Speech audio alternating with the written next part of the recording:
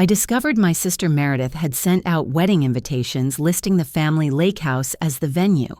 The shocking part was that I inherited this Lakehouse from our grandmother 6 months ago, and Meredith never asked permission. I walked into my mother's kitchen to find wedding planning materials spread across the table, with save-the-date cards already printed. My mother casually mentioned they had booked caterers and photographers. My heart raced as I realized my sister had been planning this for months behind my back. The morning Grandma Ruth's will was read changed everything in our family. I sat in that stuffy law office between my parents, watching Meredith drum her manicured nails against the mahogany table. She wore her best dress, the navy one she saved for important occasions, and kept shooting me confident smiles. As the oldest by 3 years, she'd always assumed certain things would naturally flow her way. Our family's attorney, Mr. Garrison, cleared his throat and began reading. The small bequests came first. Jewelry to cousins, books to longtime friends, charitable donations to the local library where Grandma volunteered. Then he reached the part everyone was waiting for. To my granddaughter, Alida Marie Summers, I leave the Willow Point Lakehouse and all its contents, along with the surrounding 20 acres of property. The silence that followed felt heavy enough to sink through the floor. Meredith's face went through several transformations: confusion, disbelief, then something darker that she quickly masked with a tight smile. My mother, Patricia, gasped audibly, her hand flying to her chest. Dad remained still, but I caught the slight nod he gave as if he'd expected this. Mr. Garrison continued reading from a personal letter Grandma had attached to the will. Alida, you spent every summer of your childhood and young adulthood helping me maintain this property. While others came for the parties and holiday gatherings, you came in the off-seasons too. You learned to repair the dock with your own hands, helped me restore the garden after the storm of 2012, and sat with me during the quiet evenings when I needed company most. This home needs someone who understands its soul, not just its value. Take care of it as you took care of me. Tears blurred my vision. Those summers rushed back, learning to identify every plant in Grandma's garden, painting the gazebo, together fixing loose boards on the wraparound porch. While Meredith had been at cheerleading camps and later internships in the city, I'd been here hands dirty and heart full. And this has to be a mistake. Meredith's voice cut through my memories. She turned to Mr. Garrison with her practiced professional smile, the one she used in her marketing job. Surely Grandma meant for both of us to share the property. We're both her granddaughters. Mr. Garrison adjusted his glasses and showed her the documentation. The will is quite specific, Miss Summers. The property goes solely to Alida. Over the next weeks, I tried to navigate the situation delicately. Meredith stopped returning my calls. At family dinners, she spoke around me rather than to me. Our mother began dropping hints about fair distribution and what Grandma would have really wanted if she'd been thinking clearly. I moved some of my belongings to the Lakehouse, planning to spend weekends there initially, while keeping my apartment in town. The first night I slept in Grandma's room, I found her journal in the nightstand. Entry after entry mentioned the special bond we shared, her hopes that I would preserve the family memories housed within those walls. What I didn't know then was that Meredith had already begun telling a different story to our extended family. According to her version, spread through carefully crafted phone calls and social media posts, the will reading had been misunderstood. She claimed Grandma had verbally promised the house would belong to both sisters, but had forgotten to update the paperwork. She posted old photos of herself at the Lakehouse during holidays, conveniently cropping out the dates that showed she rarely visited in recent years. Aunt Caroline from Texas called me one evening, her voice carefully neutral. "Sweetie, I heard about the confusion with the Lakehouse. Meredith says you two are working out a sharing arrangement." "There's no confusion, Aunt Caroline. Grandma left it to me." The pause that followed told me everything. The seeds of doubt had been planted throughout our family tree. Cousin Janet messaged me on social media suggesting maybe I could let Meredith use it for special occasions. Uncle Robert sent a lengthy email about the importance of family harmony. But it wasn't until I arrived at the Lakehouse one Saturday morning to find a wedding planning van in the driveway that I realized how far my sister had taken her alternate reality. The florist was unloading boxes, consulting with someone on the phone about the bride's vision for the ceremony by the water. I approached him, my voice steady despite my shock. "Excuse me, what are you doing here?" He smiled broadly. "Setting up for the Summers Bradley wedding venue tour next week. Beautiful property you have here." "There's been a mistake. No wedding is planned at this location." His face fell. "But I have the contract right here. Meredith Summers' June wedding, Willow Point Lakehouse." As I stood there in my grandmother's garden watching a stranger plan my sister's fantasy wedding on my property, I understood that Meredith wasn't just grieving the loss of an inheritance. She was attempting to take by force what she couldn't accept had been given freely to me. The battle for Willow Point had begun, and I hadn't even known I was fighting it. The confrontation came 2 days later at our parents' colonial-style house on Maple Street. I'd asked for a family meeting, hoping to clear the air before things escalated further. What I walked into felt more like an ambush. Meredith sat at the dining room table like a queen holding court wedding binders, spread before her like battle plans. Our mother, Patricia, flanked her right side, their body language creating a united front. Dad occupied his usual spot at the head of the table, newspaper in hand, avoiding eye contact with everyone. Alita finally... Meredith said, her voice dripping with false warmth. "We've been making such wonderful progress on the wedding plans. June 20th is going to be perfect." I set my purse down, slowly gathering my thoughts. "Meredith, we need to talk about this. You can't plan a wedding at the Lakehouse." Her laugh tinkled like breaking glass.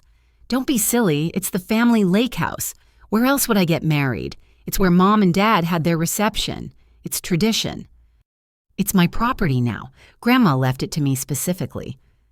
The temperature in the room seemed to drop 10 degrees. Patricia's lips pursed into a thin line.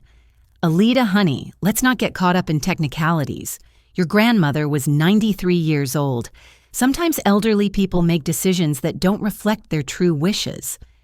Her wishes were crystal clear. I responded, fighting to keep my voice level. She wrote a letter explaining exactly why she made this choice. Meredith's mask slipped for just a moment, revealing something ugly underneath. Then she recovered, reaching for a folder. "Well, regardless of ancient history, we need to discuss the current situation. I've already sent save the dates to 150 guests. Bradley's family has booked flights from Seattle. His grandmother is coming out of retirement to make her famous wedding cake. You did all this without asking me. I didn't think I needed to ask permission to use our family's property for a family event." She opened the folder, revealing contracts and receipts. "The tent company has been paid. The caterers have planned a menu around Grandma's favorite recipes. The photographer has scouted locations around the property for 2 full days." My hands trembled as I looked at the papers. Thousands of dollars in deposits, all listing the Willow Point address. How could you sign contracts for a property you don't own? Patricia interjected, her voice taking on that disappointed mother tone she'd perfected over the years. "Ownership is just paperwork, Alita. Family is about sharing. Your grandmother would be horrified to see you acting so selfishly." Selfish. The word stuck in my throat. I'm selfish for expecting to have a say in what happens on my own property.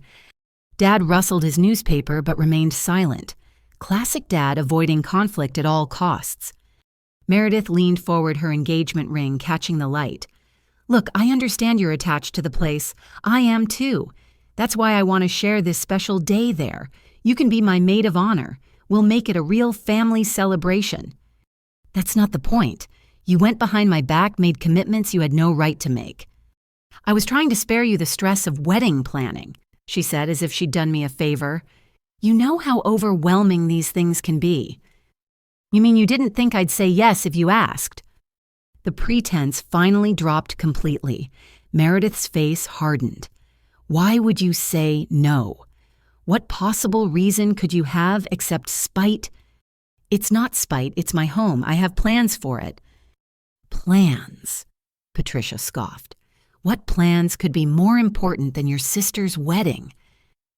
Before I could respond, Meredith pulled out her phone. "Let me show you something. I've been documenting everything on social media.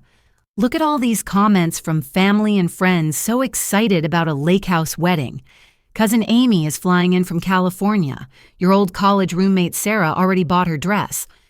She scrolled through post after post, each one cementing the narrative that the wedding was a done deal. The manipulation was breathtaking in its scope. She'd created a situation where saying no would make me the villain in a story she'd carefully crafted.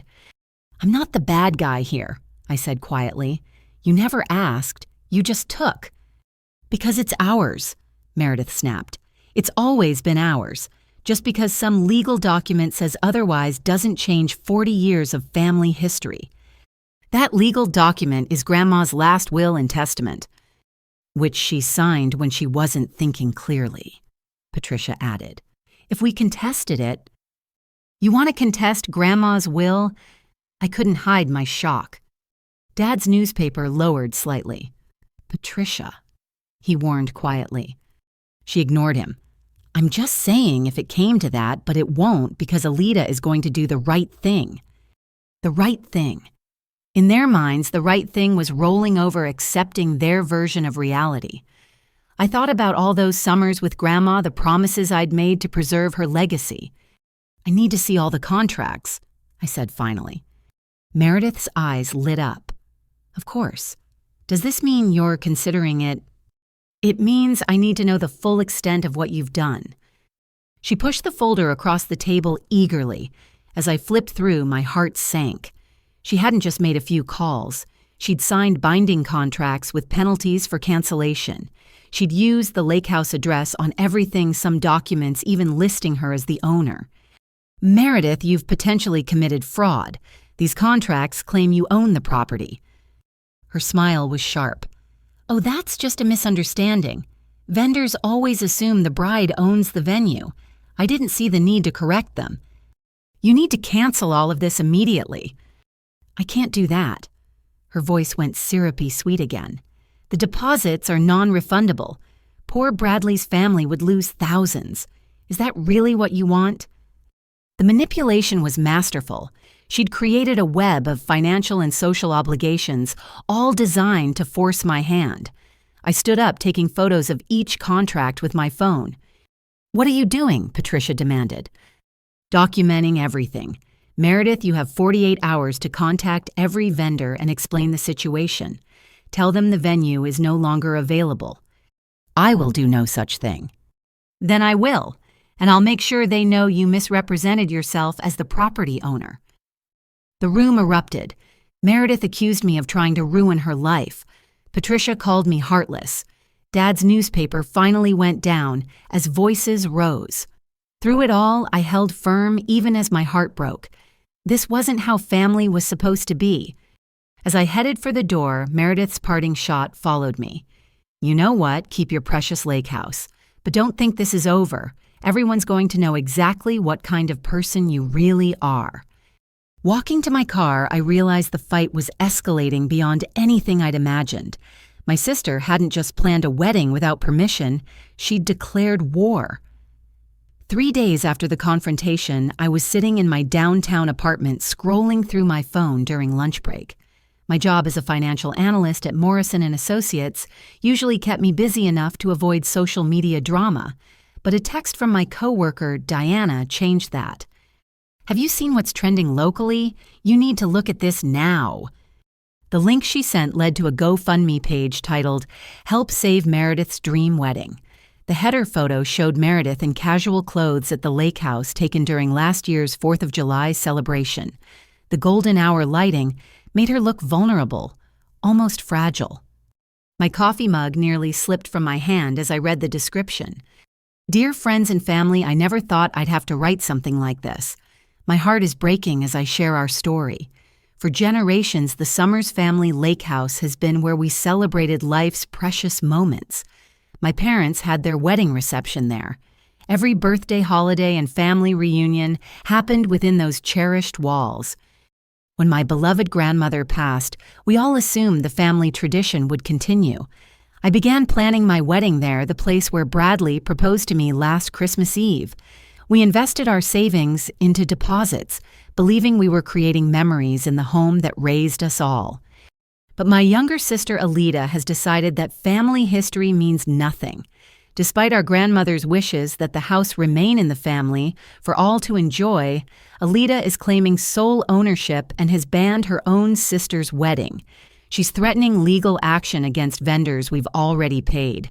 My fiancé's elderly grandmother has already booked non-refundable flights from Seattle, expecting to see her grandson married at the place he's heard about his whole life. We're not asking for charity. We're asking for help to save a family tradition and cover the massive losses we're facing from canceled vendor contracts.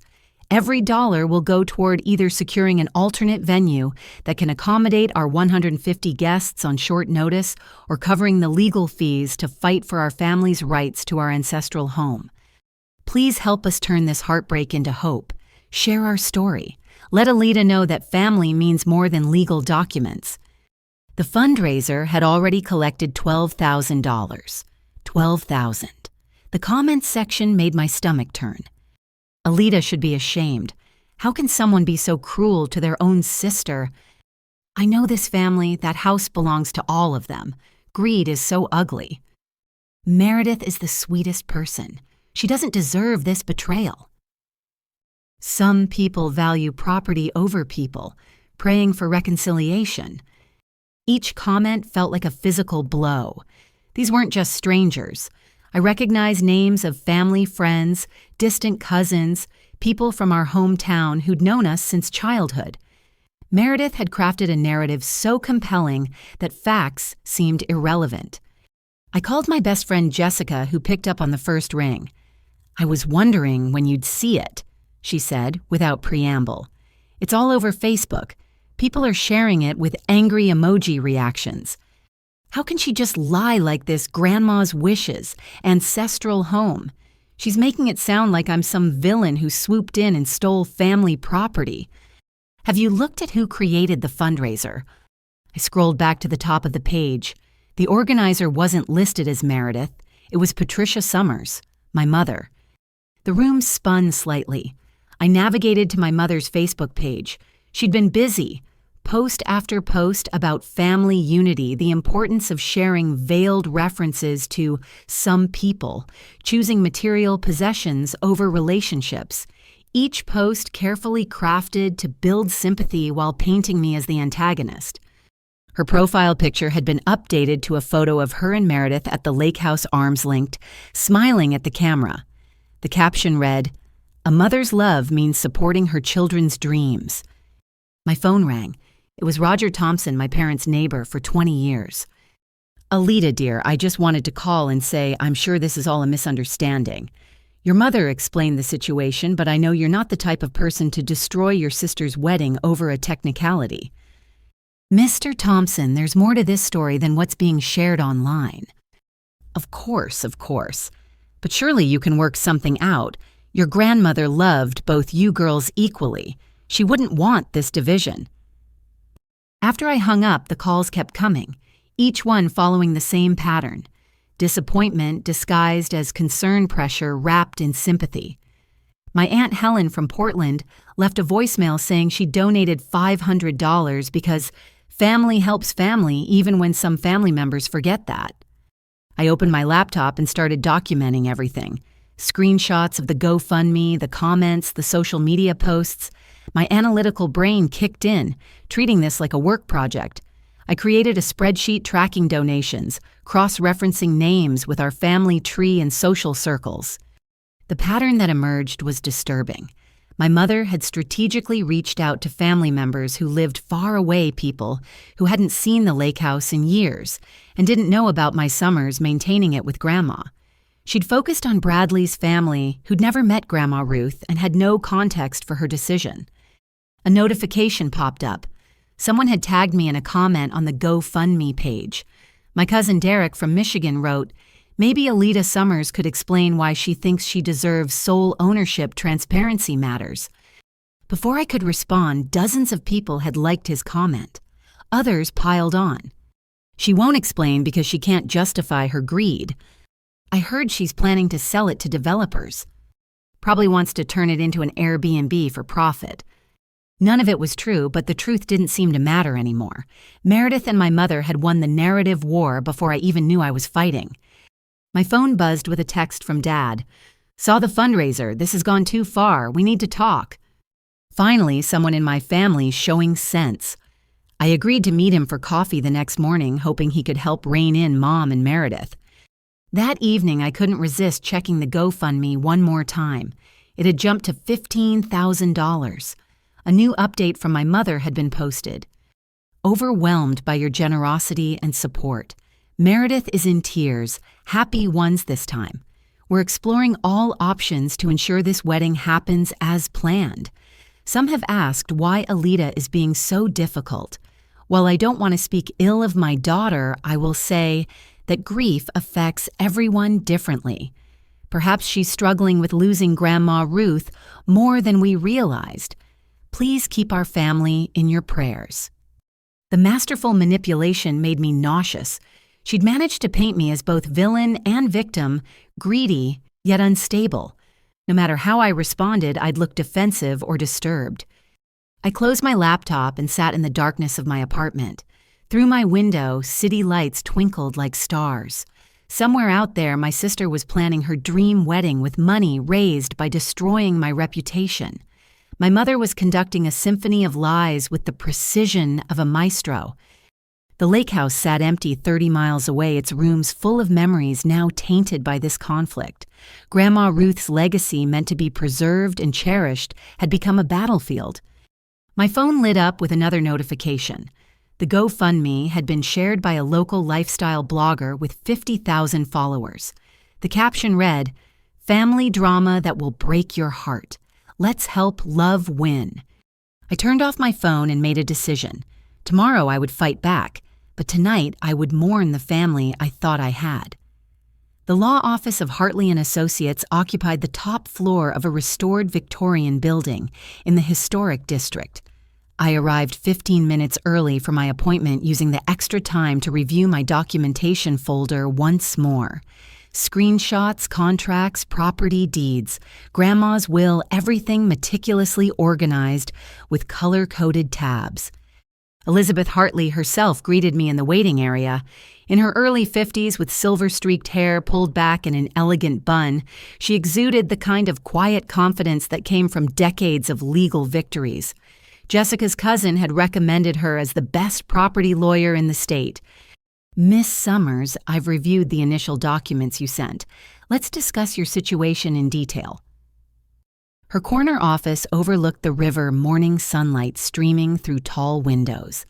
I sat across from her massive oak desk, noting the numerous accolades and degrees adorning the walls. This woman didn't lose cases. "Walk me through everything from the beginning," she said, legal pad at the ready. I started with the will reading, explaining Grandma Ruth's specific bequest and the letter she'd left.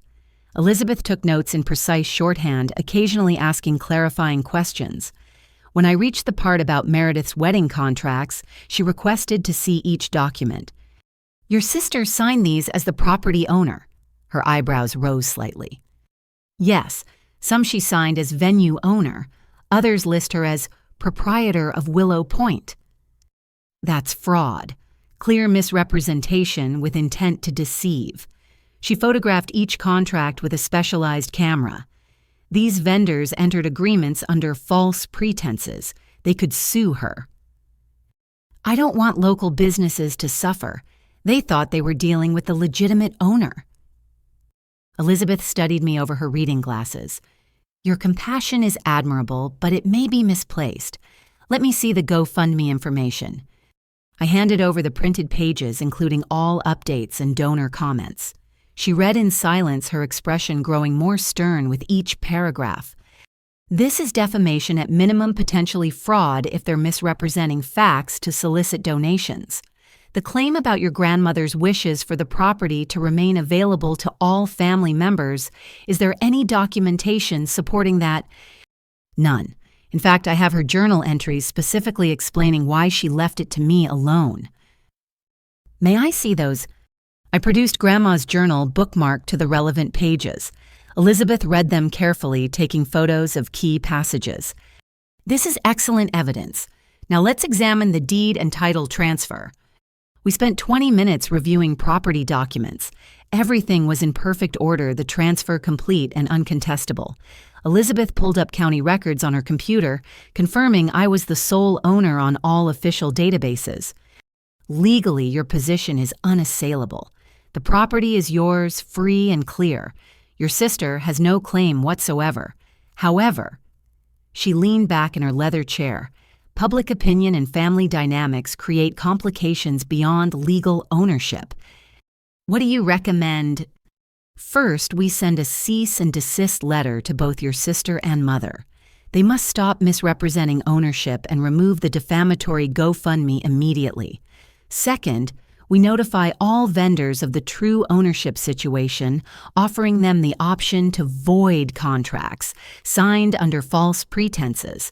Third, if they continue their campaign, we pursue legal action for defamation fraud and intentional infliction of emotional distress. The formal legal terms made everything feel more real, more serious. This wasn't just family drama anymore. It was heading toward courtroom territory. What about the money they've already raised? If they've collected funds under false pretenses, that's wire fraud, federal crime. They would need to return every penny or face serious consequences. She made additional notes. I'll draft the cease and desist letter this afternoon. Once they receive it, they have 72 hours to comply before we escalate. We discussed fees, timelines, and potential outcomes. Elizabeth assured me that cases this clear-cut rarely went to trial. Most people backed down when faced with legitimate legal consequences. I left her office feeling empowered for the first time since this ordeal began. The weight of having legal support, of knowing I wasn't wrong or selfish, lifted something from my shoulders. The drive to the Lakehouse took 45 minutes through winding country roads. I needed to check on the property, make sure Meredith hadn't attempted any unauthorized visits. The familiar turn onto the private drive usually filled me with peace. Today, my hands gripped the steering wheel tighter. Something was wrong before I even reached the house. Fresh tire tracks marked the gravel drive, too many to be from my last visit. As the house came into view, my worst fears materialized. A locksmith van sat parked near the front entrance.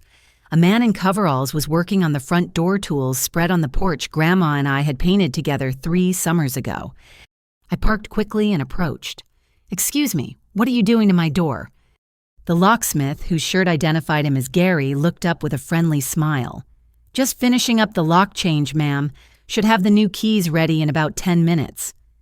I didn't authorize any lock change. This is my property." His smile faltered. "Are you Patricia Summers?" "No, I'm Alita Summers, the property owner." Gary set down his tools slowly. "Ma'am, Patricia Summers called yesterday, said she was the property manager and needed emergency lock changes after a break-in.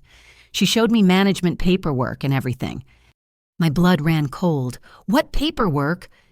He retrieved a folder from his van showing me an official-looking property management agreement between Patricia Summers and the Willow Point Estate.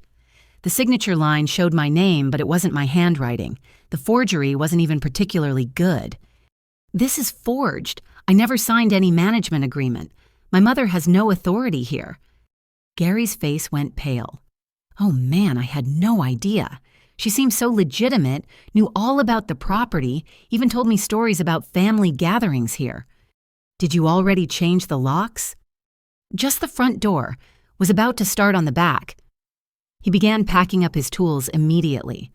"I'm so sorry. I'll reverse everything right now, no charge. I can't believe I got caught up in family drama." While he worked to restore my original locks, I called Elizabeth Hartley. She listened to the developments with professional calm that belied the seriousness of the situation. "Document everything. Get a written statement from the locksmith. This is breaking and entering, attempted theft of property, and forgery. Your mother just committed multiple felonies." After Gary left profusely apologizing and providing a detailed written account of my mother's deception, I walked through the house. Everything appeared untouched, but the violation felt profound. The home that had been my sanctuary now felt exposed, vulnerable. I installed security cameras that afternoon, paying extra for same-day installation. The technician, sensing my urgency, worked quickly and efficiently. By evening, I could monitor every entrance from my phone. As sunset painted the lake in shades of gold and crimson, I sat on the dock where Grandma and I used to fish. The cease and desist letter would be delivered tomorrow. The locksmith's statement would be added to my legal file. The security cameras would record any future attempts at intrusion. But what they couldn't capture was the ache in my chest, the grief of watching my family choose deception over truth, manipulation over love. Grandma Ruth had left me more than property. She'd left me a test of character, one that was costing me everything except my integrity. My phone buzzed with a notification from the security system. A car had pulled into the driveway. Through the camera feed, I watched my mother and Meredith get out, keys in hand, approaching the front door. The lock they thought they'd changed wouldn't work. Their confusion, then anger, was visible even in the grainy footage. I stayed on the dock, letting them discover their scheme had failed. Tomorrow they would receive Elizabeth's letter. Tonight I would watch the sun set over the water and remember why this place was worth fighting for. The cease and desist letter had been delivered for exactly 4 days when the family cavalry arrived. I was working from home analyzing quarterly reports for Morrison and Associates when my doorbell rang. Through the peephole, I saw Aunt Caroline from Texas, her perfectly styled blonde hair, unmistakable even through the distorted view. I opened the door to find not just Caroline, but a small delegation. Uncle Robert from Chicago stood behind her along with my mother's sister, Diane, from Philadelphia. They'd coordinated a full intervention. Alida honey. Caroline swept in without invitation, her Texas drawl thicker than usual. We need to have a family discussion about this unfortunate situation. They filed into my living room like a jury taking their seats. Caroline claimed the center of my couch designer handbag placed strategically beside her. Robert chose my reading chair while Diane perched on the ottoman, creating a semicircle of judgment. "Can I get anyone coffee?" I offered buying time. "This isn't a social visit," Robert said, his banker's voice cutting through pleasantries. "We're here because this family is tearing itself apart." Caroline pulled out her iPad, swiping to reveal screenshots of the GoFundMe page. $28,000, Alida. People have donated $28,000 because they believe in family unity. Doesn't that tell you something? It tells me that Meredith and Mom are excellent at manipulation. Diane clutched her pearls literally. "How can you speak about your mother that way? Patricia is beside herself. She called me crying every night this week. Did she mention she committed forgery and tried to break into my house?" "She was trying to preserve family harmony," Caroline interjected smoothly. "Sometimes we have to take unusual steps to protect the people we love from themselves." The condescension in her voice made my jaw clench. Caroline had always been the self-appointed family mediator, swooping in from Texas whenever drama arose, dispensing her wisdom like a benediction. Robert cleared his throat. "We've consulted with a family attorney. There are ways to resolve this that benefit everyone. I've already consulted with my attorney, Uncle Robert. The property is mine legally and ethically." "Legality isn't everything," he countered. "What about morality? What about family legacy?" Caroline produced a folder from her handbag with the flourish of a magician revealing a rabbit. "We've drafted a temporary usage agreement. Very simple, very fair. You retain ownership but grant access for family events, starting with Meredith's wedding, of course." I took the document, scanning the first page. The simple agreement was 8 pages of dense legal text. "I'll need my lawyer to review this." "Oh, honey, do we really need lawyers between family?" Caroline's smile didn't reach her eyes. "Just read it through. You'll see how reasonable it is." Against my better judgment, I began reading more carefully. The language seemed straightforward at first. Temporary access for specific events, maintenance responsibilities, scheduling procedures. Then I reached page 4. Hidden in a subsection about traditional family usage rights was language that would grant Meredith and my mother historical claim considerations and equitable access in perpetuity. Further down, buried in definitions, these terms were expanded to include partial ownership claims based on established usage patterns. This would give them legal grounds to claim partial ownership, I said, looking up at their expectant faces. That's not what it says at all, Diane protested. It simply acknowledges the family's historical connection to the property. By establishing a legal precedent for ownership claims, I may not be a lawyer, but I'm a financial analyst. I know how to read contracts. Robert's face flushed. You're being paranoid. We're trying to help you save your family relationships. By tricking me into signing away my rights, Caroline sighed dramatically. I flew all the way from Houston for this. George had to cancel his golf tournament. We're here because we care about this family's future. Then why aren't you at Meredith's apartment asking her why she committed fraud? Why aren't you at my mother's house questioning why she's raising money through false pretenses? Because they're not the ones being stubborn. Diane snapped her composure, finally cracking. They're not the ones who took advantage of a confused elderly woman. The accusation hung in the air like a toxic cloud. I stood up slowly, anger crystallizing into cold clarity. Grandma Ruth was sharper at 93 than most people are at 30. She knew exactly what she was doing. She left me the Lakehouse because I was the only one who treated it as a home rather than a vacation destination. You poisoned her against the rest of us, Caroline said, her mediator mask slipping. All those summers playing the devoted granddaughter, while the rest of us had actual lives and careers. I had a life and career too. I just chose to spend my vacation time with her instead of on cruises and European tours. Robert stood as well, using his height advantage to try to intimidate. Sign the agreement, Alita, or this family will never forgive you. This family has already shown me their true colors. Forgiveness seems irrelevant at this point. My phone rang, saving me from whatever response was coming. Elizabeth Hartley's name appeared on the screen.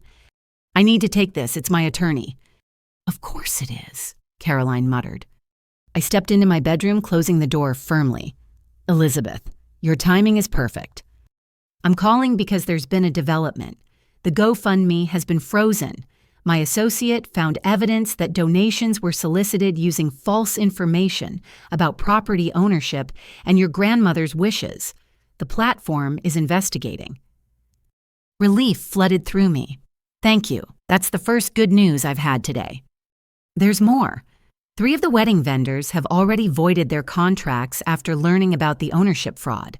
They're willing to testify if needed. When I returned to the living room, my relatives were huddled in whispered conference. They broke apart as I entered their faces, showing they'd been plotting. I won't be signing any agreements today, I announced, or any other day. The Lakehouse remains solely mine as Grandma intended. Caroline gathered her things with sharp movements. You're making a terrible mistake. Family is forever, Alita. Property is just things. Then why are you all so desperate to take this thing from me? Robert helped Diane to her feet, his expression dark. We tried to do this the easy way. Remember that. Is that a threat? It's a promise that actions have consequences, he said. You're not the only one who can hire lawyers. They left in a cloud of indignation and expensive perfume. I locked the door behind them and leaned against it, exhausted. The easy way. As if there had been anything easy about this from the beginning. My laptop dinged with an email notification. Caroline had already sent a group message to what appeared to be our entire extended family. Dear family, we attempted to mediate the Lakehouse situation today, offering Alida a more than fair compromise. She refused to even consider it. It's clear that greed has overtaken family loyalty. We support Patricia and Meredith during this difficult time and encourage everyone to contribute to their legal fund. Some battles are worth fighting. The replies started immediately, each one a dagger. So disappointed in Alita. Money changes people. Poor Meredith to be betrayed by her own sister. I'm doubling my GoFundMe donation. I closed the laptop and poured myself a glass of wine. Outside my apartment window, life continued normally. People walked dogs, joggers passed by, the world spun on. But inside my family, everything had shifted, perhaps permanently. My phone buzzed with a text from my father. Heard about Caroline's visit. Stay strong. Truth matters, even when it's inconvenient. One ally in a sea of adversaries. I held on to his words like a life preserver, knowing the storm was far from over. The security alert came through at 7:43 on a Thursday morning. I was in my kitchen, coffee half raised to my lips, when my phone erupted with notifications. Multiple motion detections at the Lakehouse, vehicle alerts, unrecognized persons on property. I opened the camera app with trembling fingers. What I saw made me drop my mug, ceramic shattering against the tile floor, coffee spreading like a dark omen. 3 construction vehicles had pulled into the Lakehouse driveway. Workers in hard hats were unloading equipment. A massive flatbed carried what looked like sections of a dance floor. Another truck bore the logo, Enchanted Events, Making Dream Weddings Reality. I grabbed my keys and laptop, calling Elizabeth Hartley's office as I ran to my car. Her assistant put me straight through. They're at the house. Construction crews. They're setting up for the wedding. Don't confront them alone. I'm sending my investigator to document everything. Get there, but stay in your vehicle until he arrives. The 30-mile drive felt like 300. I pushed the speed limit, my hands white-knuckled on the wheel, watching through my phone at red lights as strangers trampled through Grandma's gardens. When I arrived, the transformation was already underway. A man with a clipboard directed workers like a battlefield general. They'd driven stakes into the historic garden beds for tent anchoring. Someone was using a power drill on one of the heritage oak trees, installing what looked like lighting fixtures. I parked at the property line and stayed in my car as instructed, documenting everything with my phone camera. Each violation felt like a physical assault. Those gardens had been Grandma Ruth's pride, cultivated over 60 years. The oak tree was over 200 years old, one of the reasons my grandparents had bought the property in 1968. A familiar silver Mercedes pulled up beside the construction vehicles. Meredith stepped out wearing a flowing sundress and oversized sunglasses, looking every inch the bride-to-be, overseeing her domain. Bradley followed, his polo shirt crisp despite the morning humidity. She gestured animatedly at the workers pointing toward the lake, where they'd apparently planned to build a platform extending over the water. No permits, no permissions, just destruction disguised as celebration. Elizabeth's investigator arrived in an unmarked sedan. Marcus Webb was a former police detective, his presence immediately authoritative. He approached me with professional calm. "Miss Summers, I'll need you to stay here while I document. Don't engage with anyone, no matter what they say or do." He moved methodically through the chaos, taking photos, making notes, recording video. His presence went unnoticed for approximately 10 minutes before Meredith spotted him. The confrontation was immediate. She marched over Bradley, trailing behind like an uncertain shadow. "Who are you? This is a private event setup." Marcus produced his identification. "Private investigator hired by the property owner. I'm documenting unauthorized activities." "Unauthorized, I'm the bride. This is my wedding venue." "Ma'am, you're not the property owner. You have no legal right to authorize construction on this land." Meredith's face cycled through several shades of red. "This is harassment. Bradley, call the police." "Please do," Marcus said calmly. "They'll be very interested in the trespassing and property damage occurring here." While Bradley fumbled with his phone, I noticed something that made my stomach lurch. Workers near the shoreline were pouring concrete. They were actually pouring concrete to create permanent anchors for some kind of structure. Unable to stay silent any longer, I got out of my car. "Stop. Everyone needs to stop right now." Meredith whirled toward me. "Oh, look who decided to show up. Come to gloat. Come to protect my property from further damage. You're destroying Grandma's gardens. That oak tree is on the historical register." "Drama queen as always," she scoffed. "We're making improvements. This place needs updating anyway." "Improvements? You're violating about dozen environmental regulations. The shoreline work alone requires permits from 3 different agencies. The contractor with the clipboard approached, looking concerned. "Ladies, is there a problem? We're on a tight schedule." "The problem is you're working on property without the owner's permission," I told him. He looked between Meredith and me, confusion evident. "Miss Summers assured us all permits were in order. We have signed contracts." "I'm Miss Summers. She's Miss Summers. But I'm the property owner, and I never authorized any of this." Marcus stepped in smoothly. "Sir, I'd recommend halting all work immediately. You're potentially liable for any damage done without proper authorization." The contractor's face went pale. He pulled out his phone, presumably to call his boss or lawyer. Within minutes, he was shouting orders to stop work. "This is ridiculous!" Meredith shrieked. "Everything was approved. Tell them Bradley." Bradley seemed to shrink under scrutiny. "Maybe we should have gotten the permits first, honey." "Permits?" She rounded on him. "We don't need permits for our own family property." "It's not your property," I said for what felt like the 1,000th time. Police sirens in the distance ended any further argument. 2 patrol cars pulled up, officers emerging with measured official movements. Marcus had apparently called them while documenting. The lead officer, Sergeant Davidson, according to his badge, surveyed the scene with experienced eyes. "We received reports of trespassing and property damage. Who's the property owner?" "I am." I showed him my identification and property deed on my phone. What followed was a careful investigation. Statements were taken. The contractor provided his contracts, all signed by Meredith, claiming to be the venue owner. The concrete damage was photographed. The drill holes in the historic oak were measured and documented. "Ma'am," Sergeant Davidson addressed Meredith, "did you represent yourself as the property owner when signing these contracts?" "It's a family property. I have every right."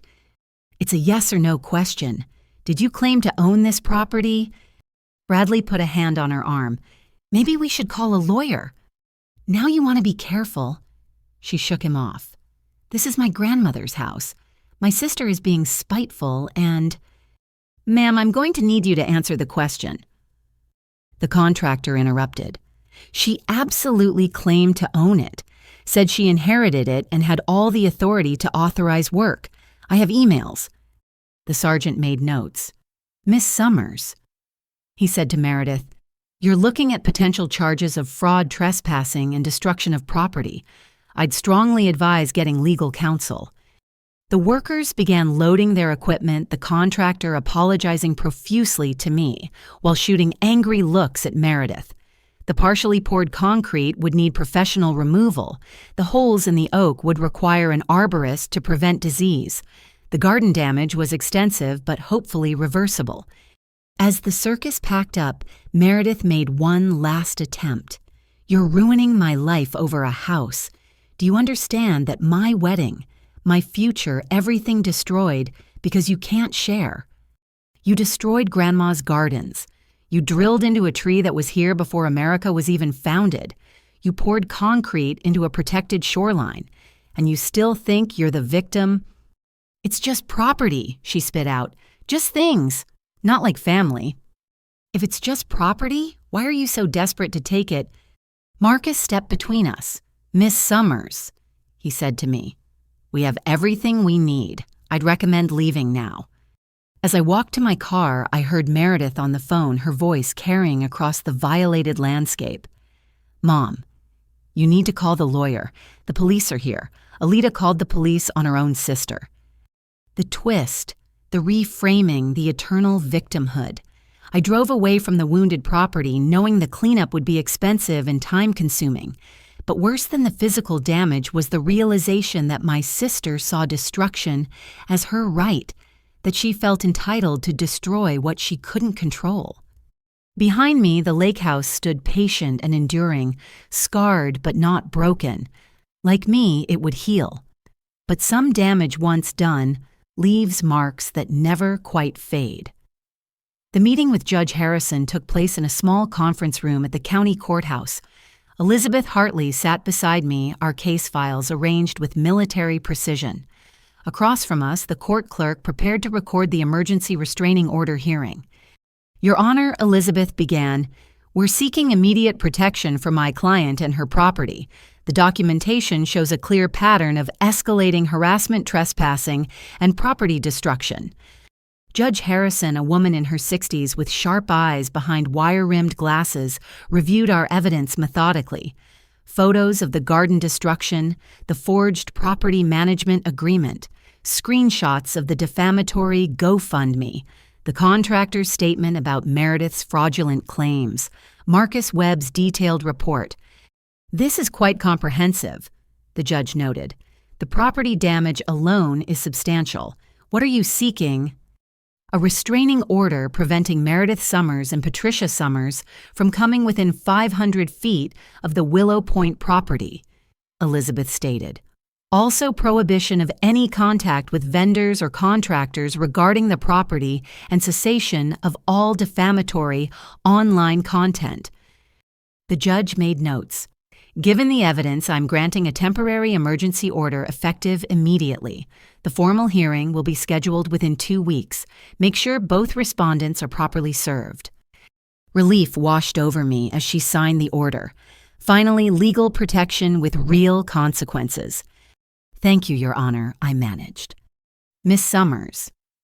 Judge Harrison looked at me directly. I see a lot of family disputes. Few escalate to this level of property damage and fraud. Please be careful. Sometimes restraining orders escalate situations before they improve them. Her warning proved prophetic. The process server delivered the restraining orders that afternoon. By evening, my phone was exploding with messages from family members. I let them all go to voicemail, focusing instead on coordinating with the restoration company Elizabeth had recommended. The next morning, I met with David Chen from Historical Property Restoration. He walked the damaged areas with me, his expression growing more grave with each violation. The oak tree is my biggest concern, he said, gently examining the drill holes. At 200+ years old, any damage could introduce disease or weaken the structural integrity. I'll need to bring in our arborist specialist. Can it be saved? We'll do everything possible. The gardens will take time, but they're recoverable. The concrete removal is tricky near the shoreline. We'll need environmental permits. The estimated cost made me wince, but insurance would cover most of it. David's team began work immediately, treating the property with the reverence it deserved. I was reviewing restoration plans in my apartment that evening when the doorbell rang. Through the peephole, I saw a process server. Alita Summers. Yes. You've been served. The thick envelope contained a lawsuit, Patricia Summers versus Alita Summers. My hands shook as I read the claims: intentional infliction of emotional distress, elder abuse, breach of fiduciary duty, interference with family relations. She was seeking damages and equitable relief in the form of shared property ownership. The elder abuse claim was particularly outrageous, painting me as someone who'd manipulated Grandma Ruth in her final years. According to the filing, I'd isolated her from family, poisoned her against her own daughter and eldest granddaughter, and coerced her into changing her will. Elizabeth answered on the second ring. I was expecting this. Don't panic. Their claims are baseless. Elder abuse. She's accusing me of elder abuse. It's a common tactic in inheritance disputes. Try to make the beneficiary look predatory, but we have strong evidence to counter it. Your grandmother's journal, her lawyer's testimony about her mental clarity records, showing other family members rarely visited. This is insane. Mom barely saw Grandma the last 5 years except for holidays.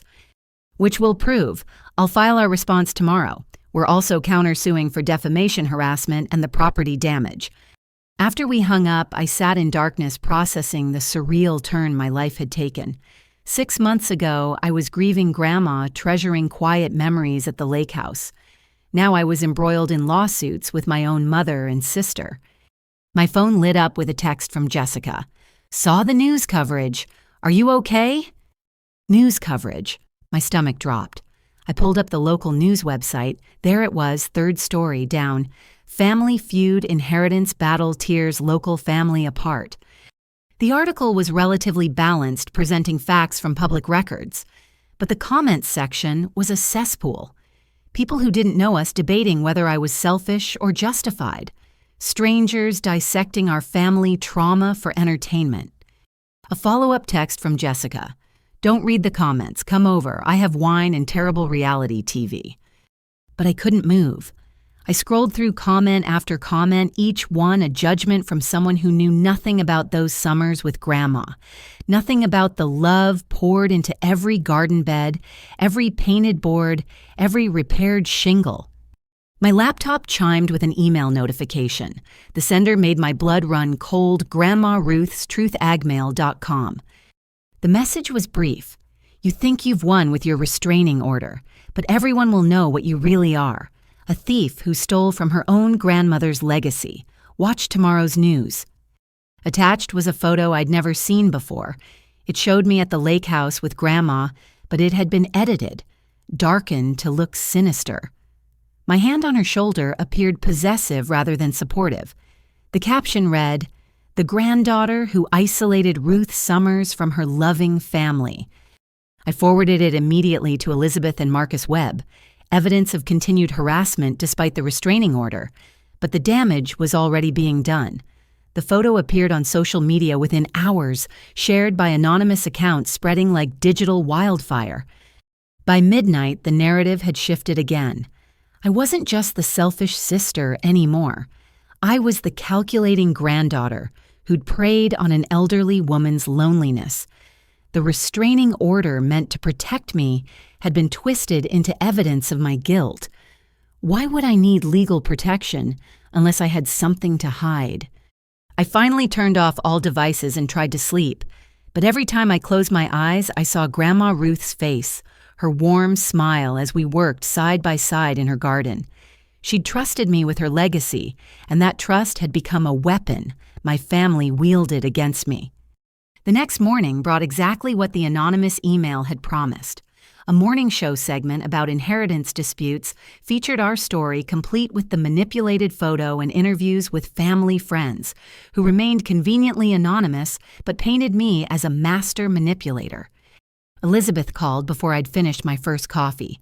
I've already sent cease and desist letters to the station. The photo manipulation is clear defamation. We're adding it to our case. How do I fight this? They're controlling the entire narrative.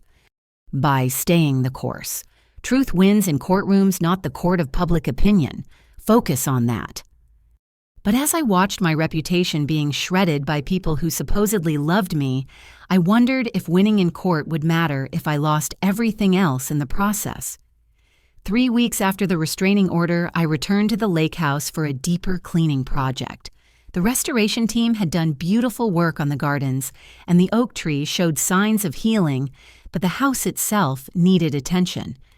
I decided to sort through the attic, organizing decades of family memories that Grandma had carefully preserved. The attic access was through a pull-down ladder in the second-floor hallway. Dust motes danced in the afternoon sunlight as I climbed up, the familiar scent of old wood and time greeting me.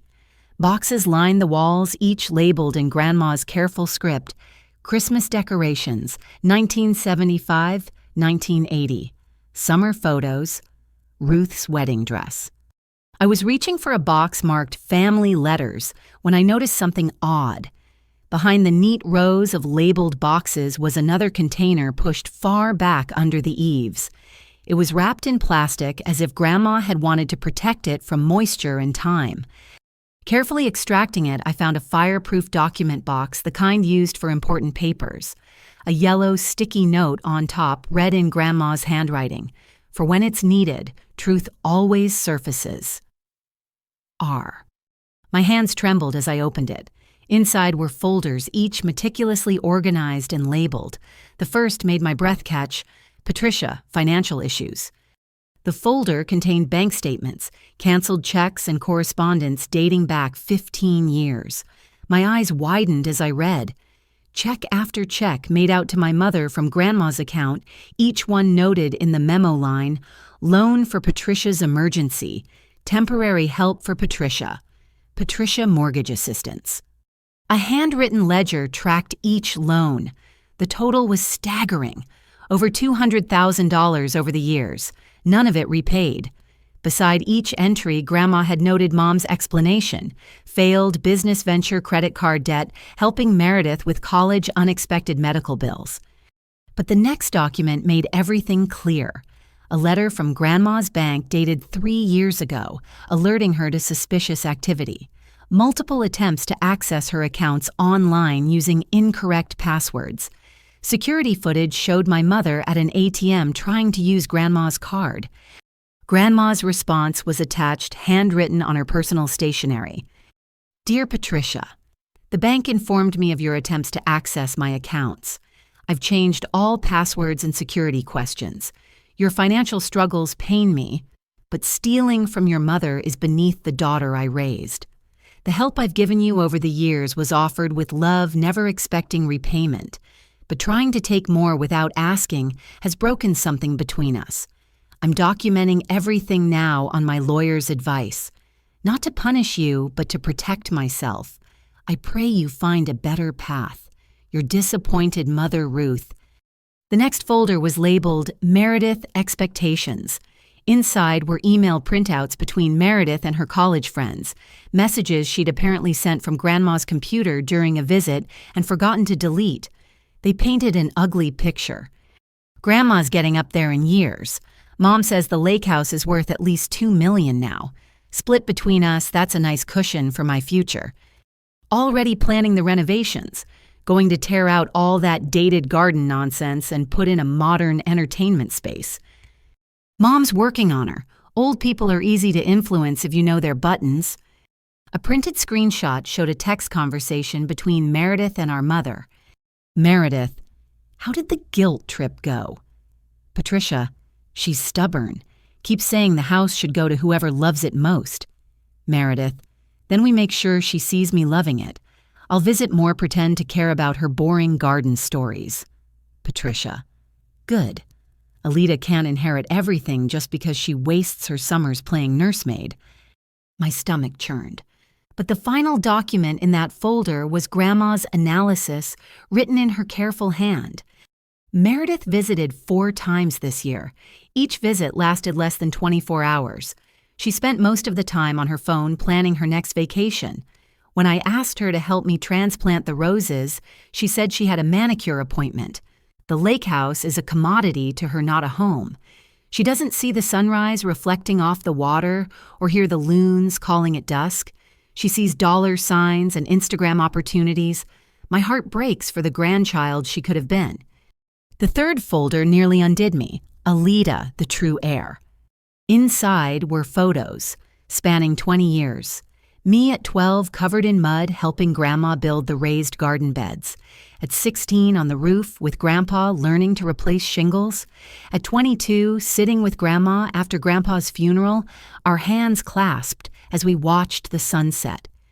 Years of birthday cards I'd sent her, each one saved. Printouts of emails where I shared my daily life, asked for advice, sent her photos from my travels. A journal entry from 5 years ago. Alita called today as she does every Wednesday. Patricia only calls when she needs money. Meredith only calls on holidays, and even then it feels obligatory. But Alita calls because she cares. She asked about my arthritis, remembered I was starting new blood pressure medication, wanted to know if the daffodils had bloomed yet. She sees me as a person, not a potential inheritance. The Lakehouse will be safe in her hands. The final folder was labeled Evidence Patricia's Schemes. It contained a printed email thread between my mother and a real estate developer from 4 years ago. Mrs. Summers, as discussed, I'm prepared to offer $2.5 million for the Willow Point property, pending your mother's agreement to sell. My investors are eager to develop this prime lakefront into luxury condos. My mother's response, working on it. Mother is elderly and will eventually see reason. Once I have power of attorney, we can move forward. The developer, the sooner the better. Properties like this don't stay undeveloped forever. If you can't deliver, I'll need to look elsewhere. Patricia, give me 6 months. If she won't sell willingly, there are other ways to establish control over elderly parents' assets. There were more emails, research on conservatorships, bookmarked websites about declaring elderly parents incompetent, plans to have grandma evaluated by specific doctors known for favorable competency evaluations, all dated within the last 5 years of grandma's life. The last item in the box was a sealed envelope addressed to me. Inside a letter in grandma's handwriting, "My dearest Alida, if you're reading this, then the vultures have descended as I feared they would.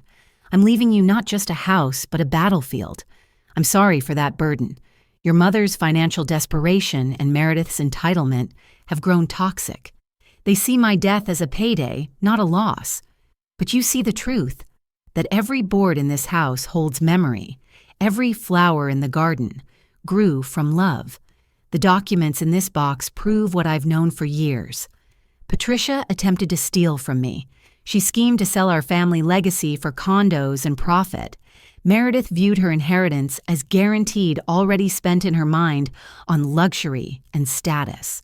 You were the only one who ever asked what I wanted, who listened to my stories, not with impatience, but with genuine interest. You learned the names of every plant, the history of every room, the reason why the dock faces east, to catch the sunrise. Fight for this place, my dear one. Not because of its monetary value, but because of what it represents. The idea that love and care matter more than blood and greed. Some will call you selfish. Let them. They mistake selfishness for strength, generosity for weakness. The truth is in this box. Use it wisely, protect our home from those who would destroy it for profit. And when the battle is over, sit on our dock, watch the sunset, and know that I am with you still. All my love. Grandma Ruth P.S. Check the loose floorboard in my closet. One last gift for the granddaughter who gave me the gift of genuine love. I sat in the dusty attic surrounded by evidence of years of deception and wept. Not from sadness, but from validation. Grandma had known.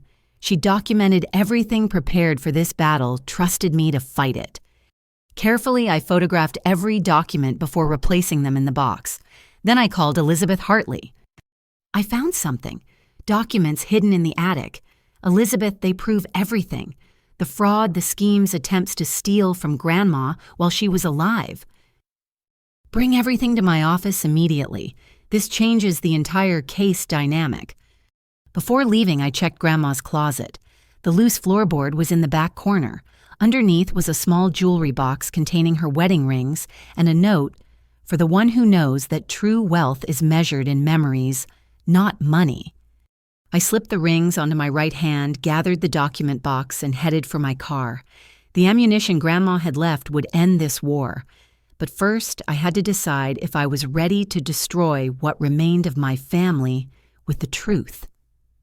The call came while I was sitting in Elizabeth Hartley's office reviewing the documents from Grandma's attic. My phone displayed an unknown local number. "Miss Summers, this is Rebecca Martinez from Channel 6 News. We're running a segment tonight on your family's GoFundMe campaign and the inheritance dispute. Would you care to comment?"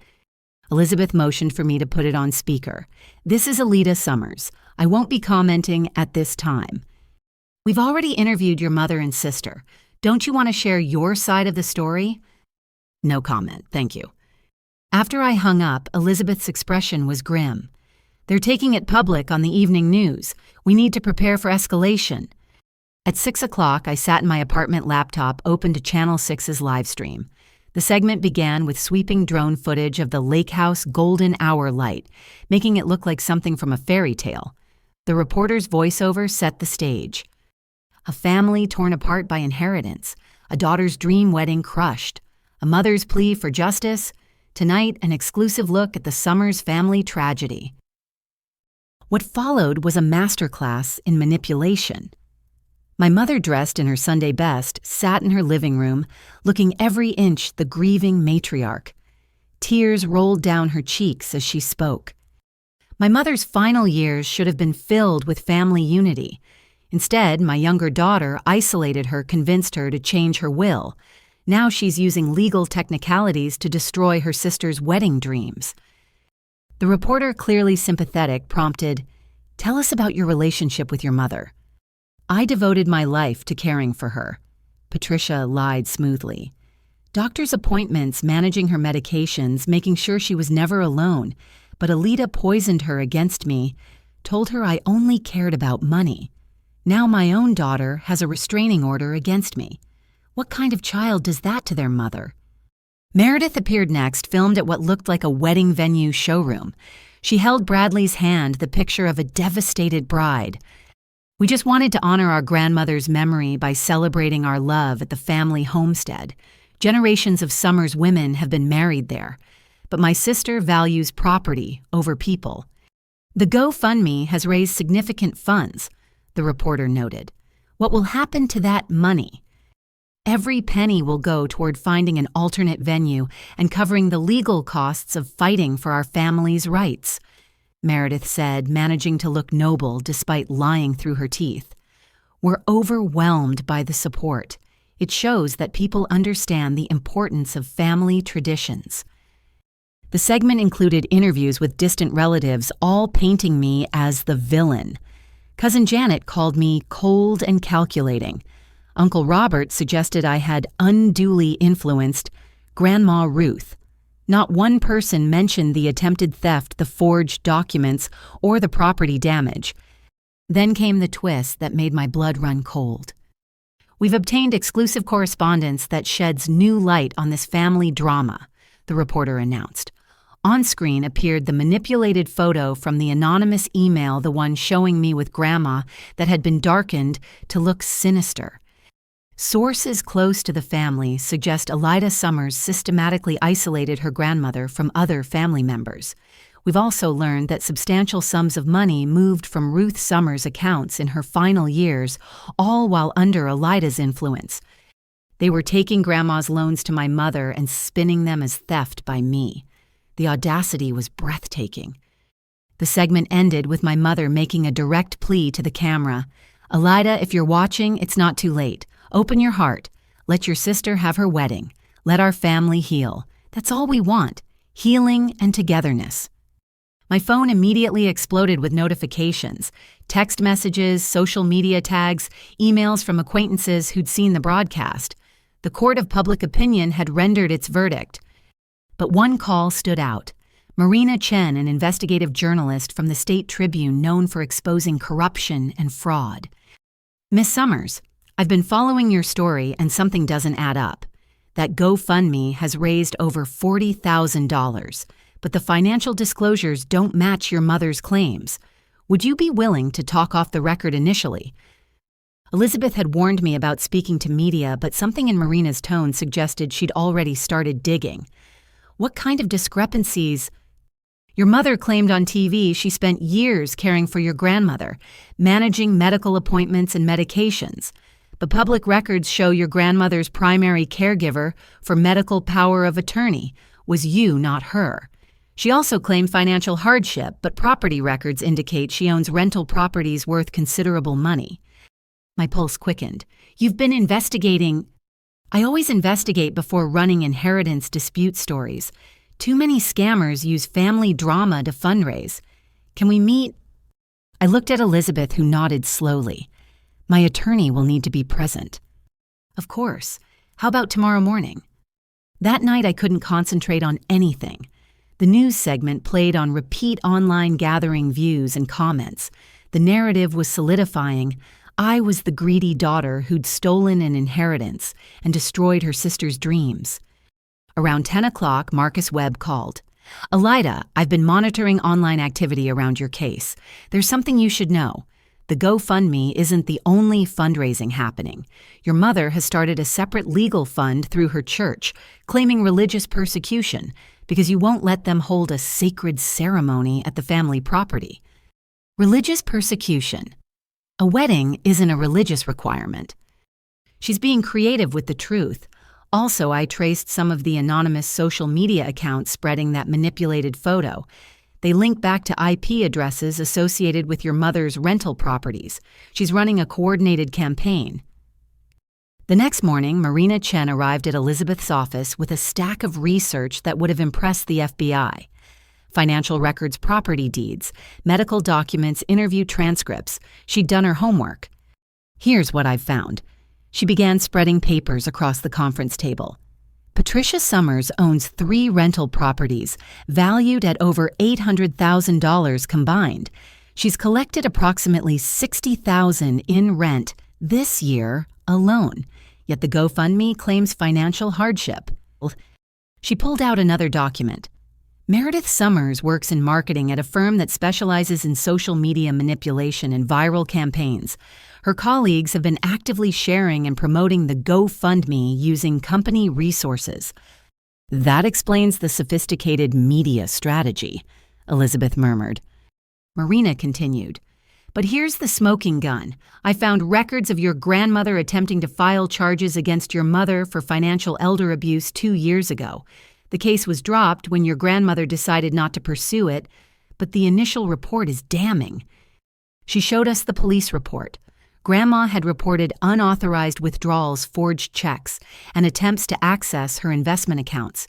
The investigating officer had noted clear evidence of financial exploitation, but couldn't proceed without the victim's cooperation. Why didn't Grandma follow through? I asked, though I suspected the answer. According to the officer's notes, she was afraid of destroying her family. She hoped her daughter would stop on her own. Marina's expression was sympathetic. Elder abuse victims often protect their abusers, especially when they're family. What are you planning to do with this information? Elizabeth asked. Marina leaned back in her chair. I want to run a full investigation. Not just a puff piece on family drama, but real journalism exposing the financial exploitation, the fraud, the manipulation of public sympathy for profit. But I need more than documents. I need someone willing to go on record with the truth. I thought about Grandma's letter, her plea to protect the Lakehouse from those who would destroy it for profit. The truth she'd preserved in that attic box deserved to see daylight. I'll do it, I said quietly. I'll go on record with everything. Elizabeth touched my arm. Alita, once this goes public, there's no going back. Your relationship with your family will be irreparably damaged. They already destroyed our family when they chose greed over truth. It's time people knew what really happened. Marina nodded solemnly. I'll need to verify everything independently. This will take a few weeks to put together properly. In the meantime, they'll likely escalate when they realize I'm investigating. She was right. Within days of Marina beginning her interviews with banks vendors and family friends, my mother launched a new offensive. Another TV appearance this time suggesting I had mental health issues that explained my paranoid behavior. Meredith started a blog documenting her wedding planning heartbreak, each post more dramatic than the last. But the truth was coming. Marina's investigation would expose their lies, vindicate Grandma's decision, and maybe, just maybe, end this nightmare. The media war they'd started was about to turn against them, armed with the most dangerous weapon of all facts. June 20th arrived with the kind of perfect weather that felt like mockery. Clear blue skies, gentle breeze off the lake temperature, hovering at a comfortable 75 degrees. The ideal day for a lakeside wedding, except for the minor detail that no wedding was authorized to take place on my property. I'd spent the night at the Lakehouse partly to ensure no pre-dawn setup attempts and partly because I couldn't shake the feeling that Meredith would try something desperate. The restraining order had been in effect for 6 weeks. Marina Chen's investigation was nearly complete with publication scheduled for the following week. Desperation makes people dangerous. At 7 in the morning, my security system began pinging alerts, vehicle after vehicle turning onto the private drive. Through the cameras, I watched in disbelief as a procession of cars arrived. Not construction vehicles this time, but a full wedding party. I called the police immediately. This is Alita Summers at Willow Point. Multiple violations of an active restraining order. Please send units immediately. Then I called Marcus Webb, who answered despite the early hour. They're actually attempting the wedding. Looks like it. I count at least 15 cars already. They're unloading flowers, chairs, and arch. Document everything. I'm on my way. Don't engage directly. Let law enforcement handle it. Through my bedroom window, I watched the surreal scene unfold. Meredith emerged from a white Rolls-Royce in full wedding regalia.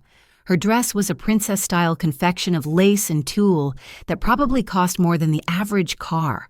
6 bridesmaids in lavender followed their movements, practiced and coordinated. Bradley stood near the lake in a classic tuxedo, his groomsmen arranging chairs as if this was perfectly normal. Guests milled about in formal wear champagne flutes already in hand despite the early hour. Someone had brought a string quartet. My phone rang. Elizabeth Hartley sounded wide awake despite the hour. Police are en route. Stay inside, doors locked. This is clearly criminal trespass. They're acting like the restraining order doesn't exist. They're betting you won't have your own sister arrested on her wedding day.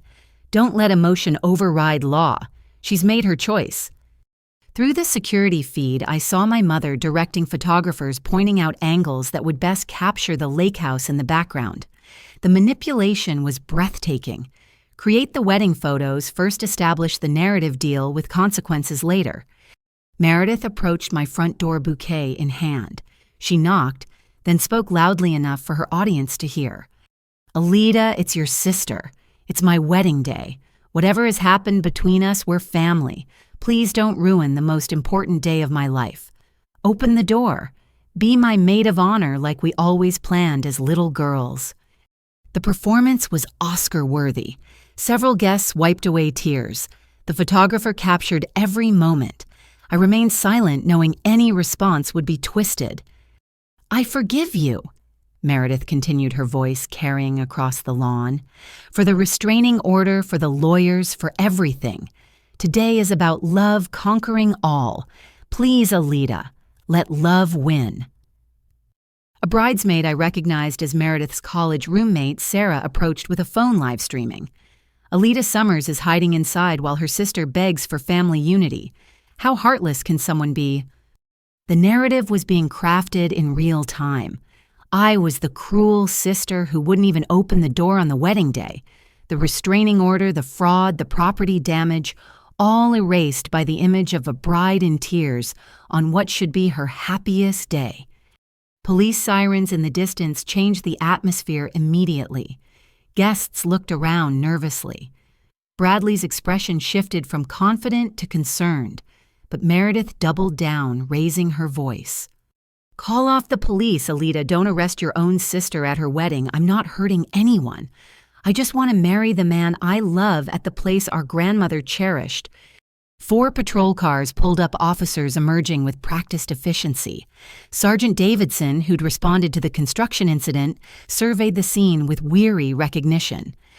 "Folks, this is private property with active restraining orders.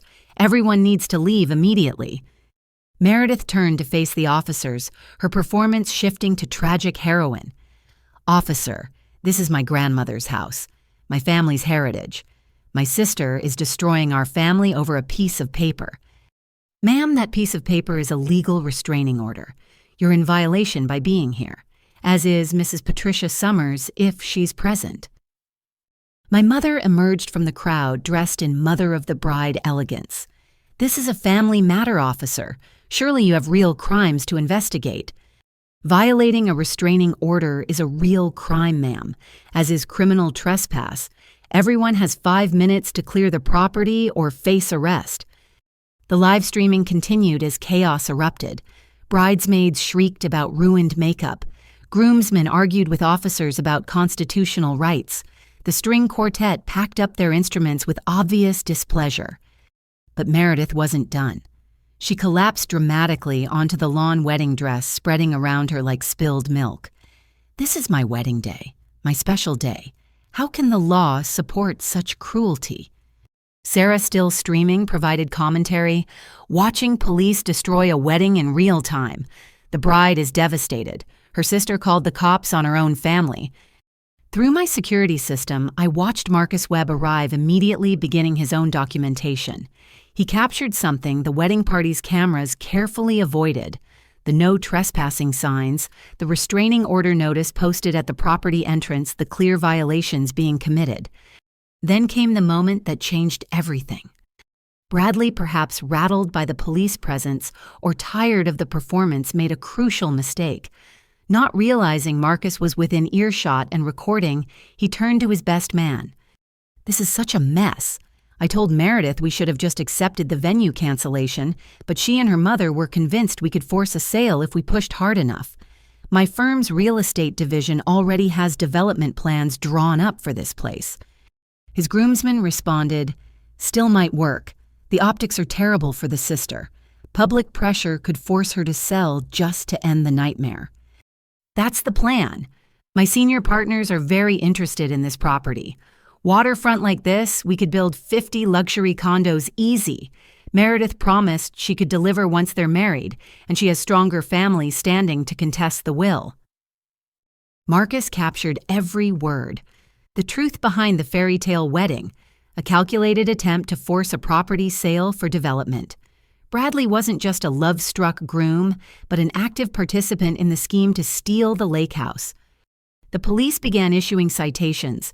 Meredith had to be helped to her feet, her performance of devastation continuing, even as she was handed legal documents. My mother loudly threatened lawsuits, discrimination charges, and media campaigns. "You haven't heard the last of this," Patricia shouted toward my house. "The whole world will know what kind of person raises her own sister's wedding." As the wedding party finally dispersed, still live-streaming their tragedy, I remained inside. Through the windows, I watched the last of the cars leave designer shoes and formal wear retreating in defeat. Marcus knocked once the property was clear. I let him in, emotionally exhausted, despite never leaving my house. "I got it all," he said, showing me his phone. Bradley's confession about the development plans, the premeditated nature of this whole scheme. This isn't about a wedding or family traditions. It's about money and real estate development. Will it matter? Look at the narrative they're creating. Truth has a way of surfacing. Marina Chen is going to be very interested in this recording. After Marcus left, I walked through the house to the back porch. The ghost of wedding setup remained. A few forgotten flowers, chair impressions in the grass champagne cork near the heritage oak tree. The Lakehouse had survived another assault, but the cost kept mounting. My phone had dozens of messages. Some from family members who'd seen the live stream condemning my cruelty, others from friends offering support. One stood out, from my father. "Saw the circus on social media. You did the right thing. Meredith made her choice when she picked greed over family. Your grandmother would be proud of you standing firm. The truth will come out." As evening painted the lake in shades of rose and gold, I sat on the dock where Grandma and I used to fish. The loons called across the water, their haunting sound, a reminder that some things endure despite human drama. Meredith had her wedding story now, just not the one she'd planned. The bride rejected at her grandmother's house, turned away by her heartless sister. But thanks to Bradley's careless words and Marcus's careful documentation, the real story would soon emerge. A tale of greed dressed up in white lace development deals hidden behind family drama. The war for the Lakehouse continued, but today's battle had revealed the true motivations behind my family's campaign. It was never about tradition or family unity. It was about money, pure and simple. And that truth, once exposed, would change everything. Elizabeth Hartley's conference room had become my second home over the past months, but today felt different. Today we weren't playing defense anymore. Spread across the polished table were transcripts of Bradley's recorded confession, Marina Chen's preliminary investigation findings, and a thick folder labeled Countersuit Documentation. Bradley's statement changes our entire legal position. Elizabeth explained, her voice carrying the satisfaction of a chess player, seeing checkmate 5 moves ahead. He admitted to a conspiracy to force a property sale through manipulation and harassment. That's federal territory. Conspiracy to commit fraud potential RICO violations if his firm was involved. James Morrison, the criminal attorney Elizabeth had brought in for consultation, nodded gravely. The wedding day recording is devastating for their case. He explicitly stated that the marriage was part of a scheme to contest the will and force a sale. That's marriage fraud on top of everything else. I studied the transcript again, Bradley's words in black and white. Meredith promised she could deliver once they're married, and she has stronger family standing to contest the will. What about the GoFundMe? I asked. Wire fraud, James said without hesitation. They collected over $50,000 using false pretenses, claiming financial hardship while planning property development deals. That's textbook fraud. Elizabeth pulled up her laptop. Marina's investigation uncovered more. She found emails between Patricia and the same developer from 4 years ago, the one your grandmother documented. They've been planning this for years, just waiting for your grandmother to pass. The scope of the deception still took my breath away. While I'd been grieving Grandma, they'd been scheming to profit from her death. I want to file countersuits, I said firmly. All of them. Defamation, fraud, conspiracy, property damage, everything. There's more, Elizabeth added. 3 of the wedding vendors have agreed to testify. They're furious about being dragged into fraud. The tent company is suing Meredith separately for the remaining balance and damage to their reputation. Over the next 2 hours, we crafted a legal response that would shift the entire narrative. We weren't just defending anymore. We were exposing a calculated campaign of fraud and deception. That afternoon, Marina Chen called with an update. My editor approved the full investigation. It runs Sunday, front page with online multimedia components. Alita. What I've uncovered goes deeper than just your family. Bradley's firm has a pattern of these schemes. They identify properties through family conflicts, then exploit the situations. How many others? At least 6 in the past 5 years. Elderly property owners, family disputes, and suddenly development deals appear. Your case is the first where someone fought back effectively. The implications made me nauseous. My family hadn't just betrayed me. They'd partnered with corporate predators who specialized in destroying families for profit. Thursday brought the formal filing of our countersuits. Elizabeth hand-delivered copies to the courthouse, ensuring everything was properly documented. By evening, legal notices would be served to Meredith, my mother, and Bradley. But Patricia struck first with her own escalation. A new social media campaign launched that afternoon, this time with professional production values. A website called Justice for Meredith appeared complete with the wedding day footage edited to maximum emotional impact. The tagline, "When Law Enables Cruelty." The site included a donation page, merchandise t-shirts reading "Family over Property," and a petition demanding judicial review of the restraining order. Within hours, it had thousands of signatures from people who knew nothing about the situation beyond the carefully crafted narrative. My phone rang. Jessica sounded panicked. "Alita, they're organizing a protest this Saturday at the courthouse. They're calling it March for Family Rights. A protest over a property dispute. Meredith's marketing firm is behind it. They're bussing in people providing signs, the works.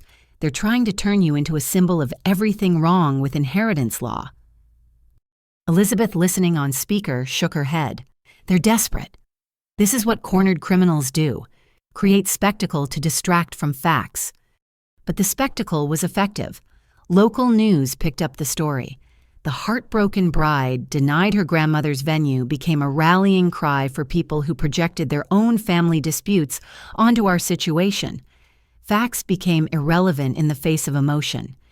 Friday afternoon, as I prepared for whatever Saturday would bring an unexpected ally, emerged. Nancy Patterson, Bradley's former secretary at the development firm, contacted Elizabeth. "I quit 6 months ago because I couldn't stomach what they were doing," she explained over the phone. "When I saw the news about the wedding incident, I recognized the pattern. I have documents, internal memos about targeting family properties, strategies for exploiting inheritance disputes." "Would you be willing to testify?" Elizabeth asked. "More than willing. They destroyed my aunt's family the same way. Turned her children against each other over lake property, then swooped in to buy it cheap when everyone was exhausted from fighting." Nancy agreed to meet with Marina Chen, adding another layer to the investigation. The counter-narrative was building brick by documented brick. Saturday's protest materialized exactly as threatened. 200 people gathered at the courthouse, many who'd never heard of our family before that week. They carried signs, "Families before property," "Stop legal abuse," "Justice for Meredith." Meredith appeared in a simple sundress, no longer the elaborate bride, but the wronged sister, seeking justice. She spoke to the crowd about family values tradition, the American dream destroyed by legal technicalities. My mother stood beside her, the picture of maternal solidarity. I watched from Elizabeth's office window high above the crowd. The spectacle was impressive, but something had shifted. Where once I might have felt guilty or doubted myself, now I saw the manipulation clearly. Every tear, every gesture, every word calculated for maximum effect. "Let them perform," Elizabeth said quietly. "Marina's article drops tomorrow. The truth has a way of cutting through theater." As if on cue, my phone buzzed with a text from Marina. "Final fact check complete. Story goes live at midnight. Bradley's firm just lawyered up. They know it's coming. Be prepared for blowback." The protest continued for hours, with Meredith giving interview after interview, each one painting me as the villain who chose property over people. But Bradley was notably absent, already distancing himself from the scandal he'd helped create. That evening, I returned to the Lakehouse. The security system showed all quiet, the restraining order finally providing real protection. I walked through Grandma's garden, now healing from the wedding preparation damage. The heritage oak bore scars, but stood strong. At 11:59, I sat on the porch with my laptop ready to watch the truth finally emerge. Marina's investigation went live exactly at midnight, the headline stark and damning. "The Lakehouse Conspiracy: How Developers Exploit Family Grief for Profit." The article was methodical, devastating, and thoroughly documented. Bradley's firm's pattern of exploitation, the forged documents, the financial fraud, Patricia's years of stealing from Grandma, the recorded confession from the wedding day, Nancy Patterson's insider testimony, everything laid bare with journalistic precision. Within an hour, the story was trending. The same social media ecosystem that had vilified me began processing new information. Comments on the Justice for Meredith page shifted from support to outrage, not at me, but at being manipulated. My phone rang. Marcus Webb sounded grimly satisfied. Bradley's firm just issued a statement distancing themselves from him. He's been placed on administrative leave pending investigation. The countersuit had become something larger, an exposé of systematic exploitation of grieving families. My story was no longer about one selfish sister denying a wedding venue. It was about standing up to coordinated fraud and manipulation. As Sunday dawned over the lake, I knew the war wasn't over. Patricia and Meredith would adapt, find new angles of attack. But the truth was out, now documented and undeniable. The Lakehouse stood protected not just by legal documents, but by public record of what had really transpired. Grandma Ruth had been right in her letter. The truth does surface eventually, and sometimes that's all the victory you need. The fallout from Marina Chen's investigation was swift and devastating. By Monday morning, the Justice for Meredith website had vanished. The GoFundMe page displayed a notification. This fundraiser is under review for potential violations of terms of service. Bradley's development firm issued terse, no-comment responses to media inquiries, while their stock price tumbled 12%. I was reviewing damage assessments at the Lakehouse when my phone rang. The caller ID showed Aunt Caroline from Texas. "Alida, I owe you an apology." Her voice lacked its usual commanding tone. I had no idea about the development scheme. The article, those documents. Patricia lied to all of us. Yes, she did. A long pause. I donated $5,000 to that GoFundMe. I feel like such a fool. Over the following days, similar calls trickled in. Uncle Robert, his banker's dignity shattered, admitted he'd been completely taken in. Cousin Janet sent a long email expressing horror at being manipulated. The family coalition against me was crumbling as relatives realized they'd been pawns in a larger scheme. But not everyone was ready to admit wrongdoing. Cousin Derek, who'd publicly challenged me on the GoFundMe page, doubled down on social media. One article doesn't change the fact that Alita denied her sister a wedding venue. Family should come before property regardless of other circumstances. The divided reactions created a new dynamic, those demanding accountability versus those still clinging to the family unity narrative. Our extended family split into factions, Thanksgiving plans already being reorganized around new loyalty lines. Wednesday brought unexpected visitors.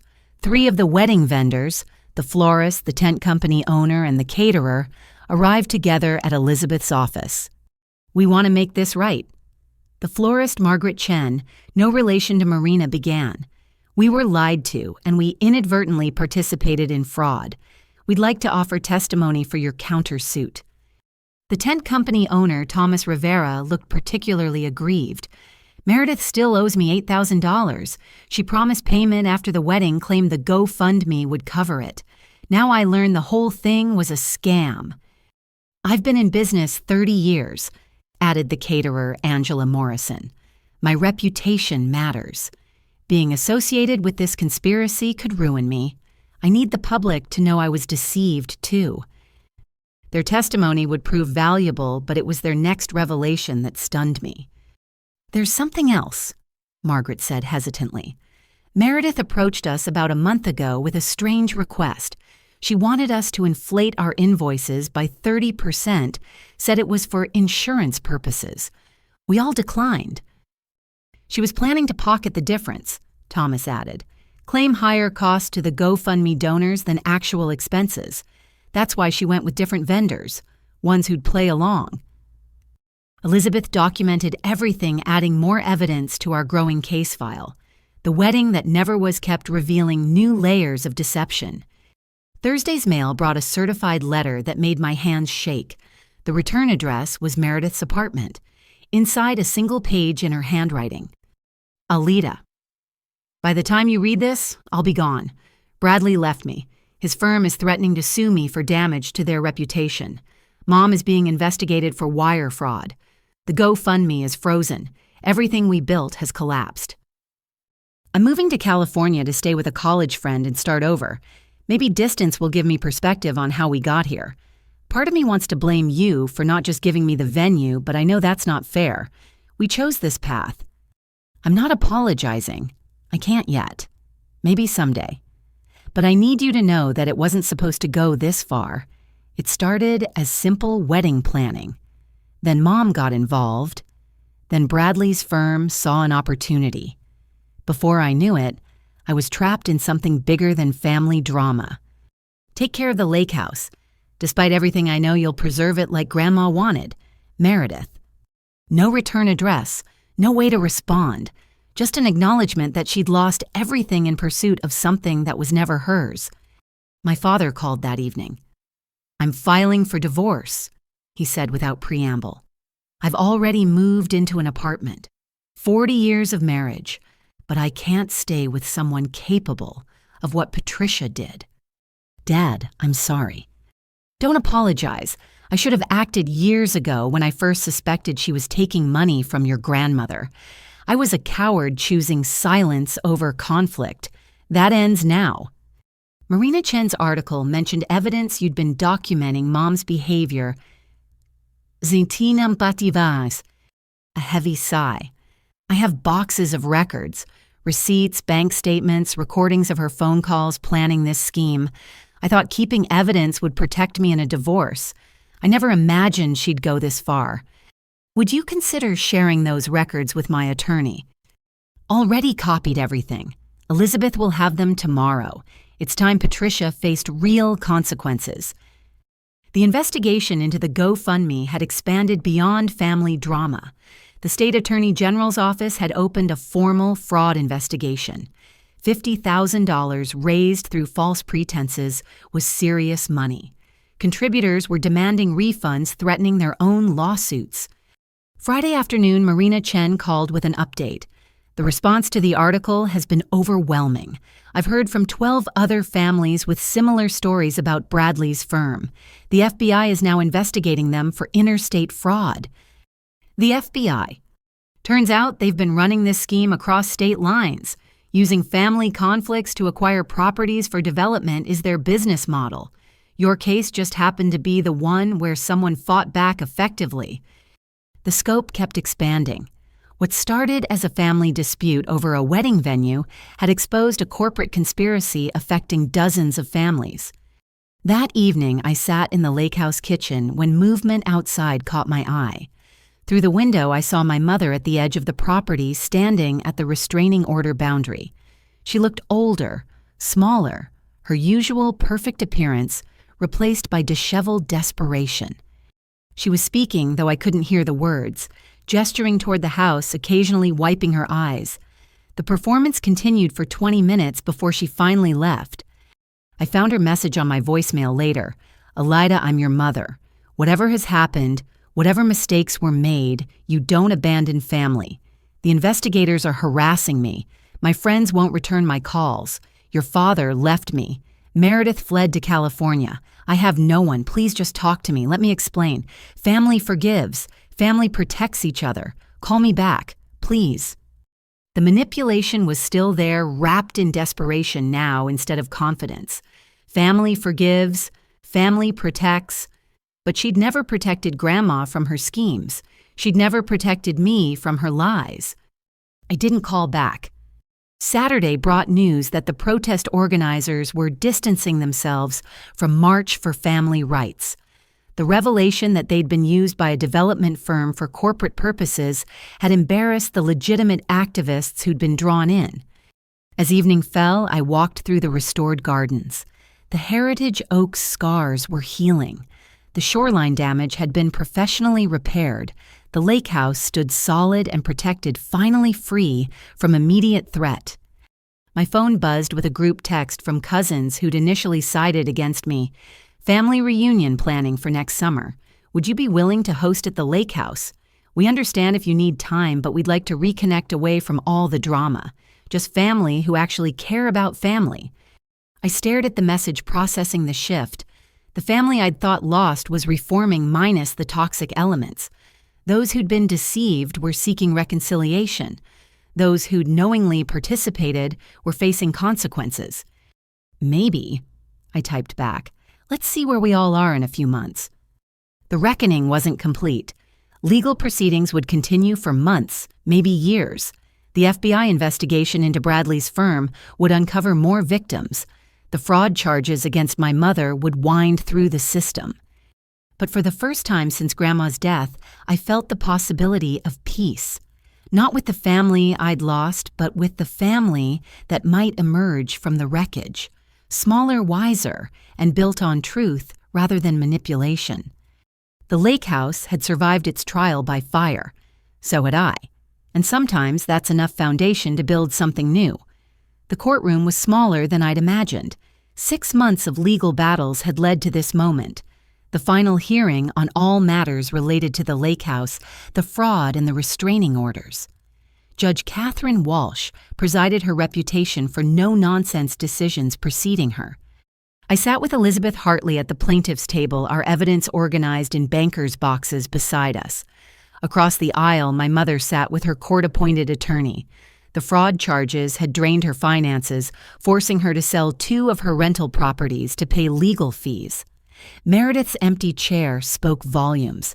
She'd refused to return from California to face charges. This court has reviewed extensive documentation in this matter. Judge Walsh began, her voice carrying absolute authority, including evidence of fraud, elder abuse, property damage, and conspiracy to defraud through false fundraising. She turned first to my mother. "Mrs. Patricia Summers, the evidence against you is overwhelming.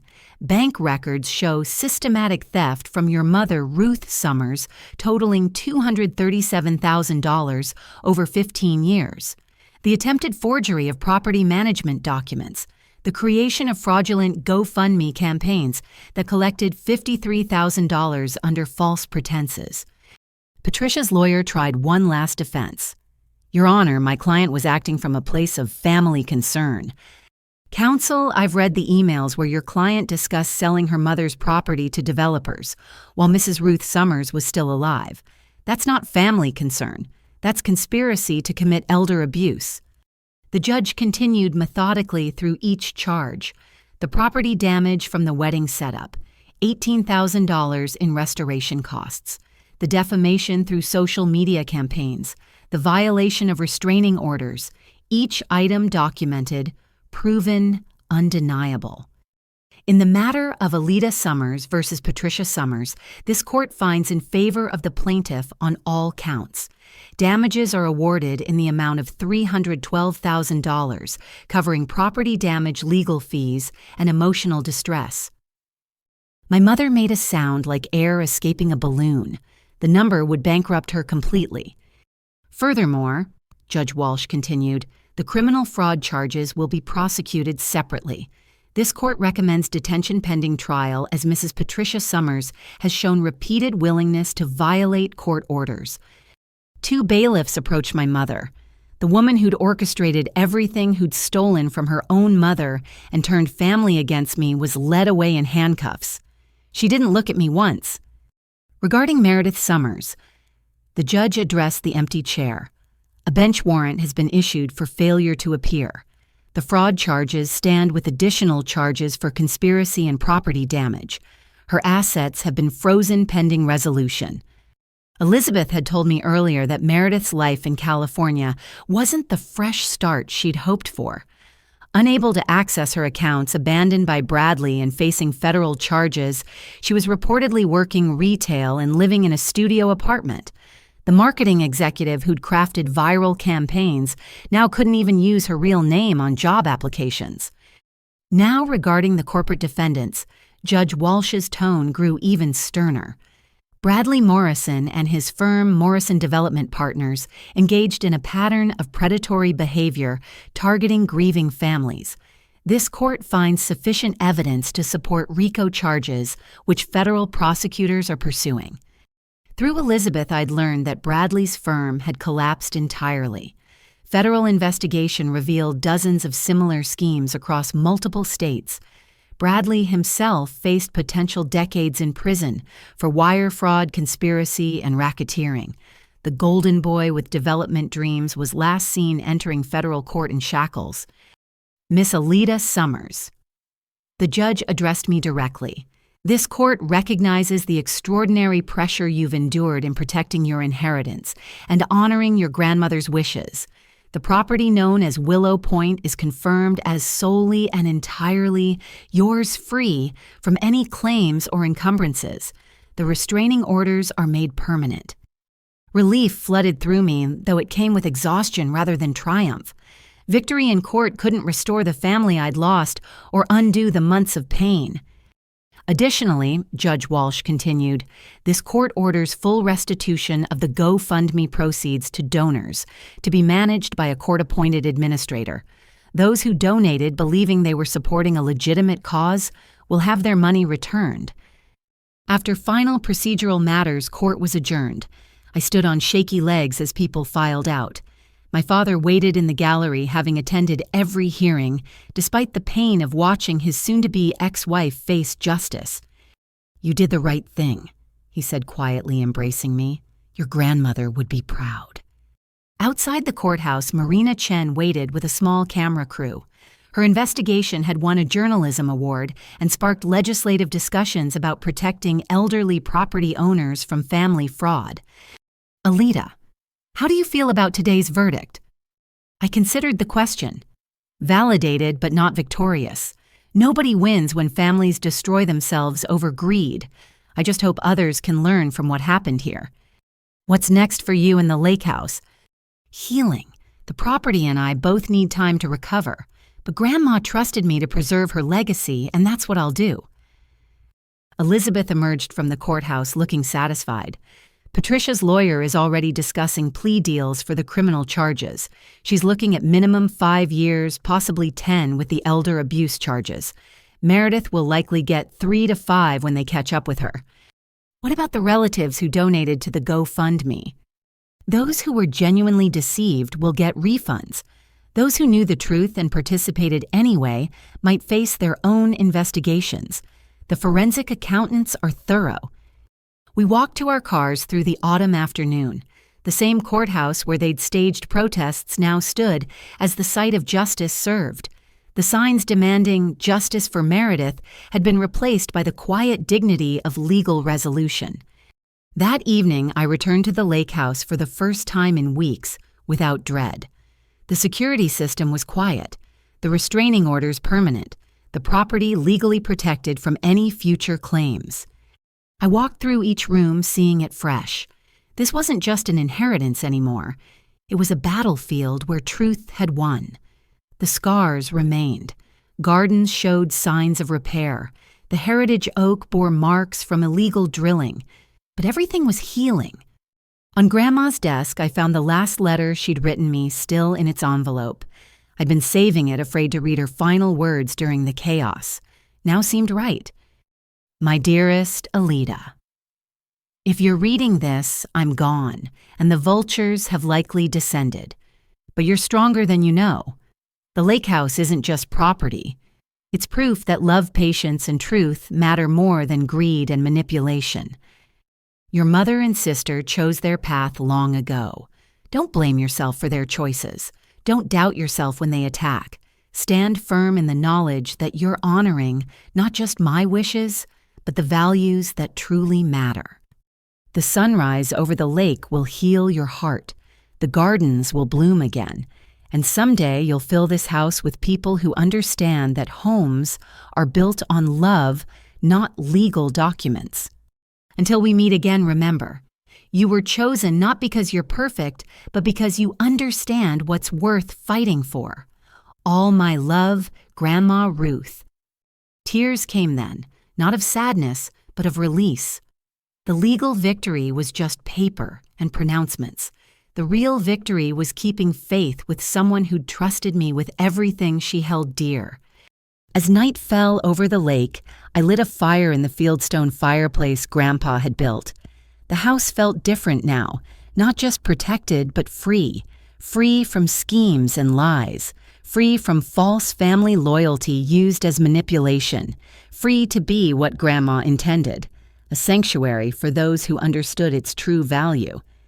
My phone buzzed with messages, cousins expressing relief at the verdict, friends offering congratulations, even some of the wedding vendors grateful their reputations had been cleared. The family I'd thought lost was slowly replaced by people who valued truth over comfortable lies. Tomorrow would bring new challenges, managing restitution, overseeing property repairs, deciding whether to host that reunion for relatives who'd learned hard lessons about trust. But tonight I sat in Grandma's favorite chair watching flames dance in the fireplace and felt something I hadn't experienced in months. Peace. The Lakehouse was safe. The truth had prevailed. And sometimes that's the only victory that matters.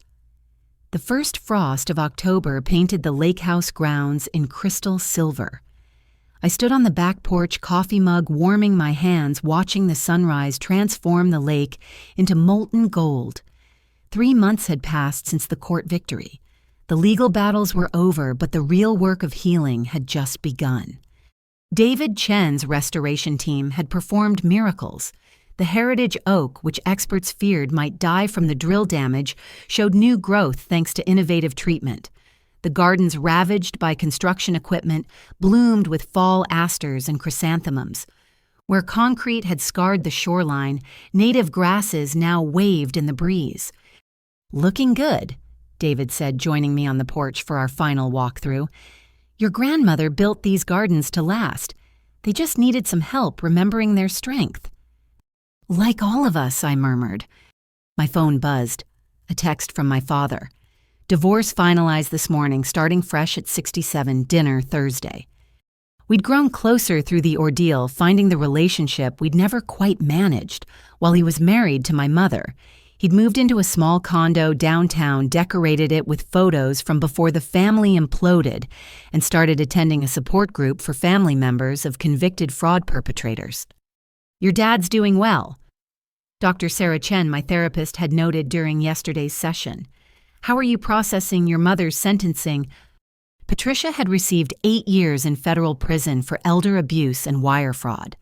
The woman who'd orchestrated such elaborate schemes now spent her days in a gray jumpsuit working the prison library cart.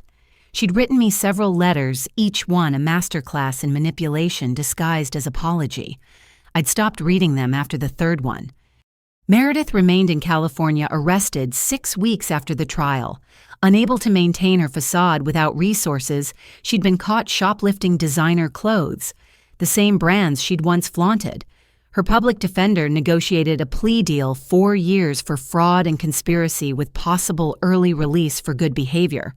The influencer who'd live-streamed my cruelty now lived in a cell without internet access. But healing meant more than just witnessing justice. It meant rebuilding a life in the spaces their destruction had created. I want to host Thanksgiving, I told Dad last week. His surprise was evident. At the Lakehouse, are you sure you're ready? I need to create new memories there, good ones. The guest list was carefully curated. Dad, of course, Jessica and her family, several cousins who'd apologized sincerely and shown genuine growth, Marina Chen, whose investigation had become a book about family fraud and corporate predation, even Nancy Patterson Bradley's former secretary, whose testimony had helped expose the conspiracy. Not everyone had earned forgiveness. Uncle Robert still insisted the family matter should have been handled privately. Cousin Derek continued posting about choosing property over people, though his audience had dwindled. They remained exiled from the new family taking shape. I'd also made peace with the wedding vendors. Margaret Chen's florist shop now provided weekly arrangements for the Lakehouse. Thomas Rivera's tent company would handle the setup for next summer's planned reunion. We'd bonded over being deceived and had formed unexpected friendships.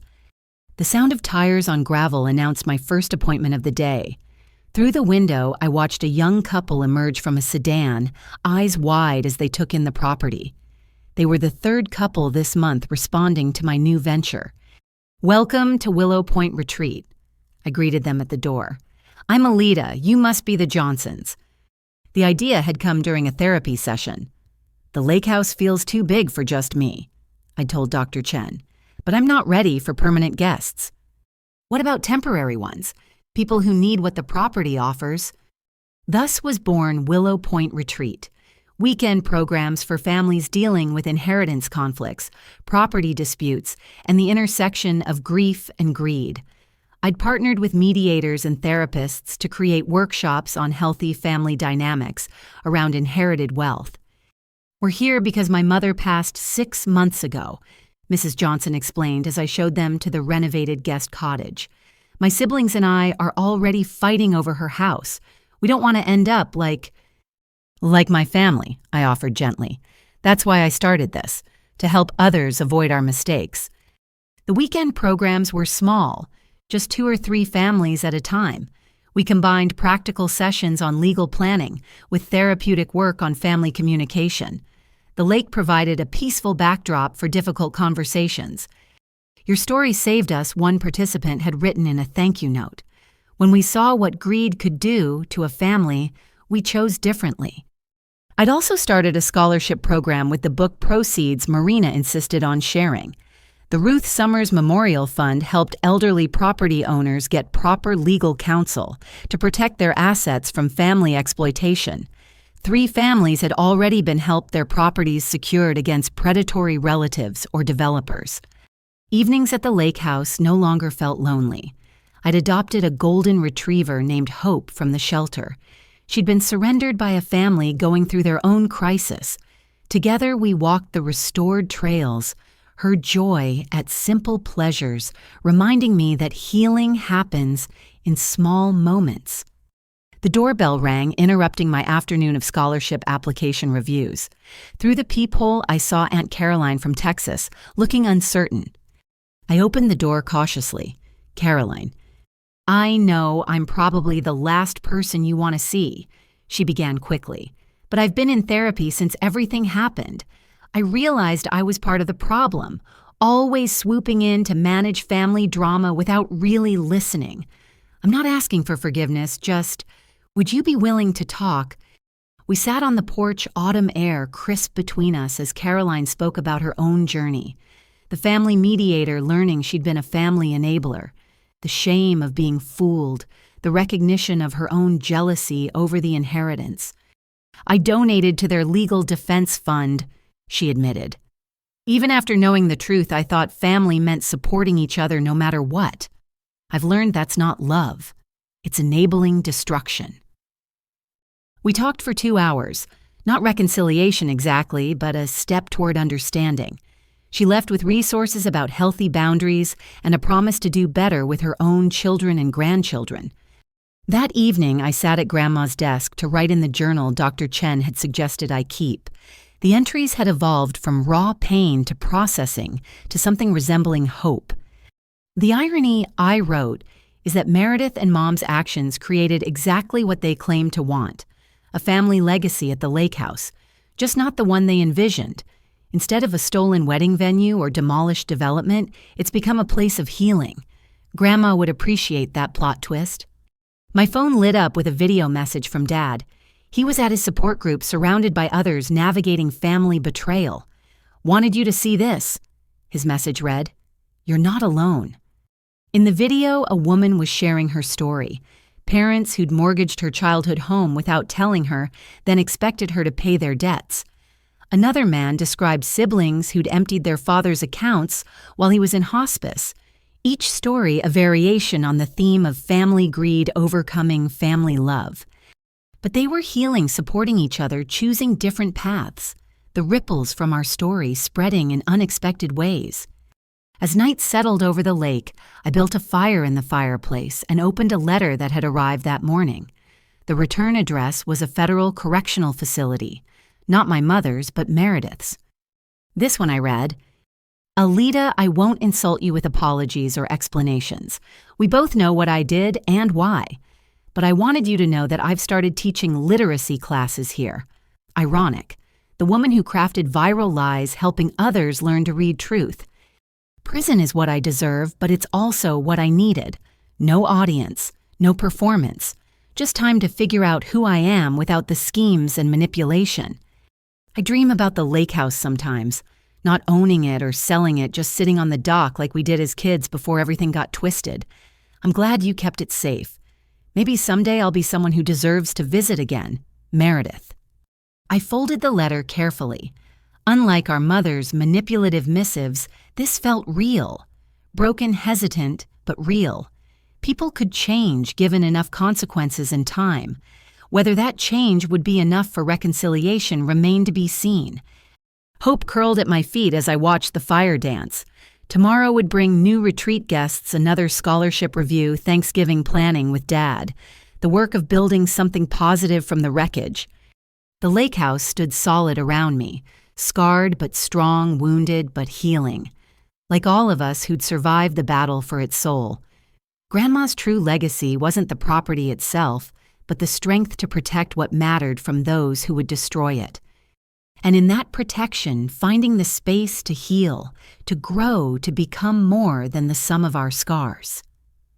1 year later, the Lakehouse glowed with warmth on a crisp November evening.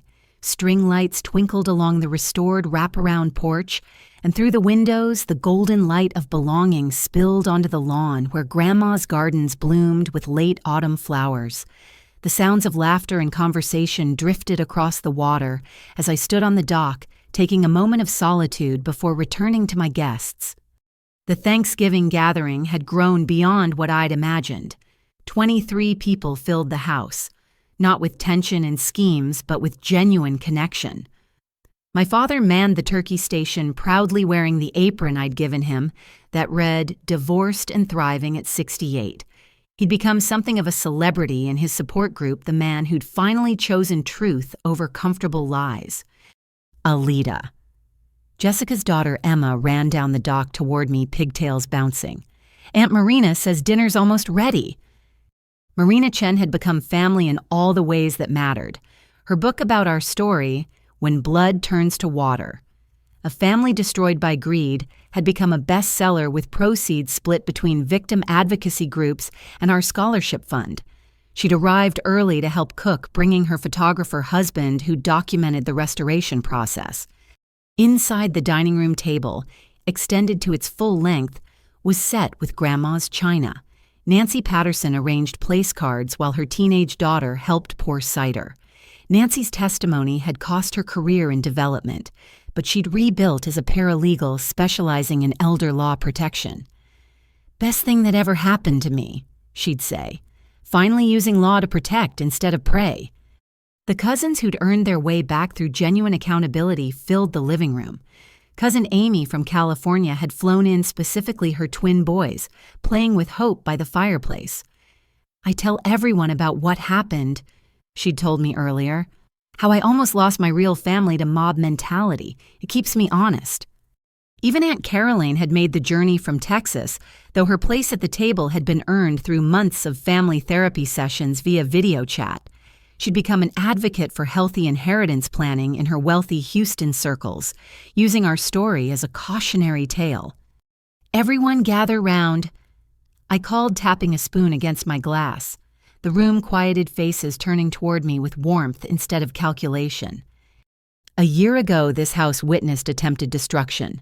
Greed, lies, and manipulation nearly tore apart not just our family, but this physical space Grandma Ruth loved so much.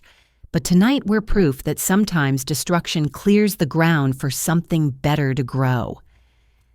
Murmurs of agreement rippled through the room. Dad raised his glass eyes misty. The Willow Point retreat has helped 14 families navigate inheritance conflicts without destroying each other.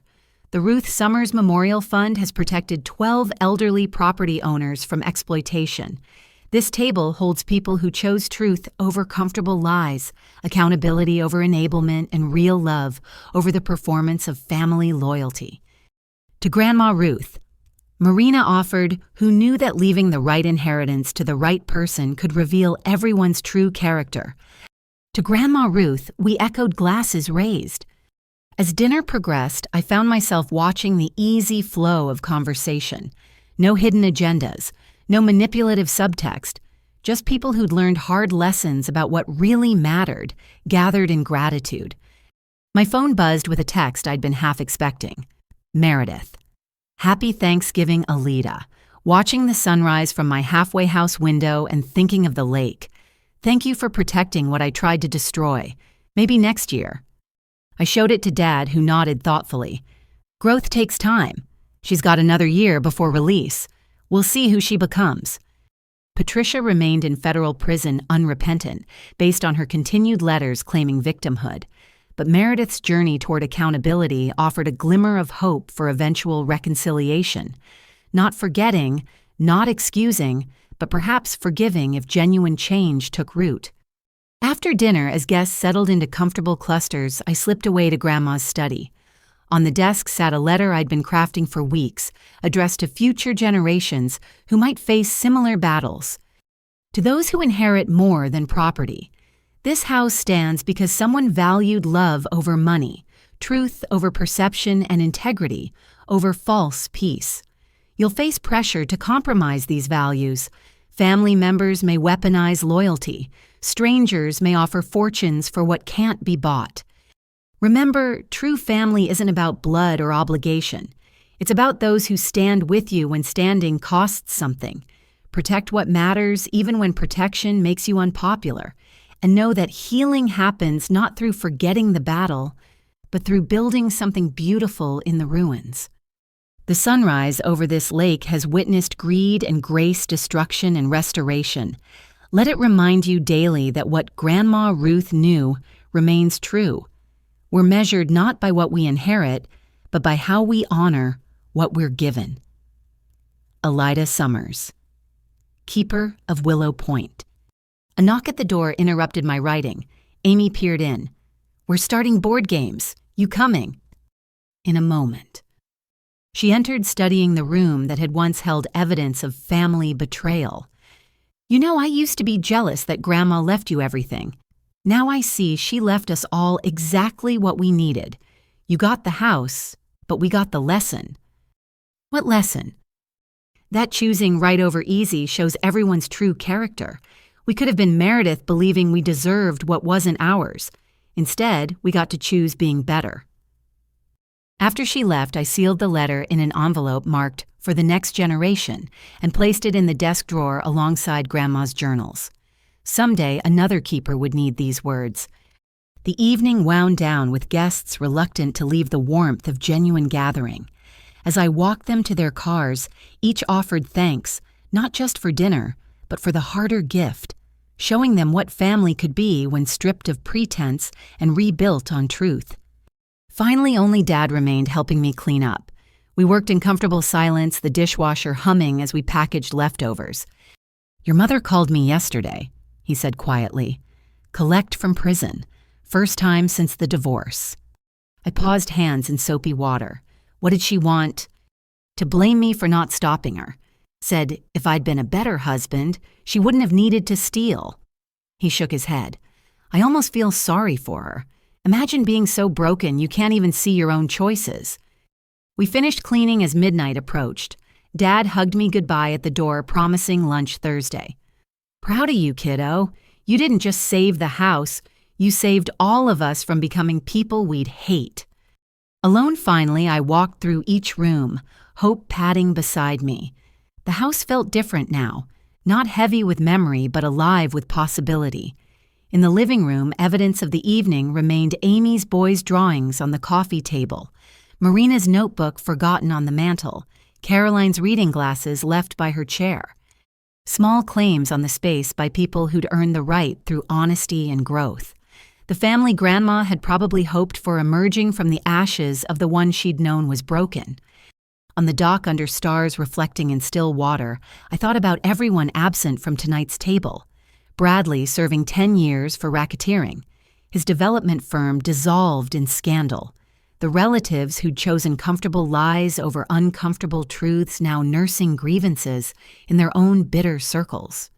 And Meredith watching sunrise from a halfway house, learning who she was without manipulation and schemes.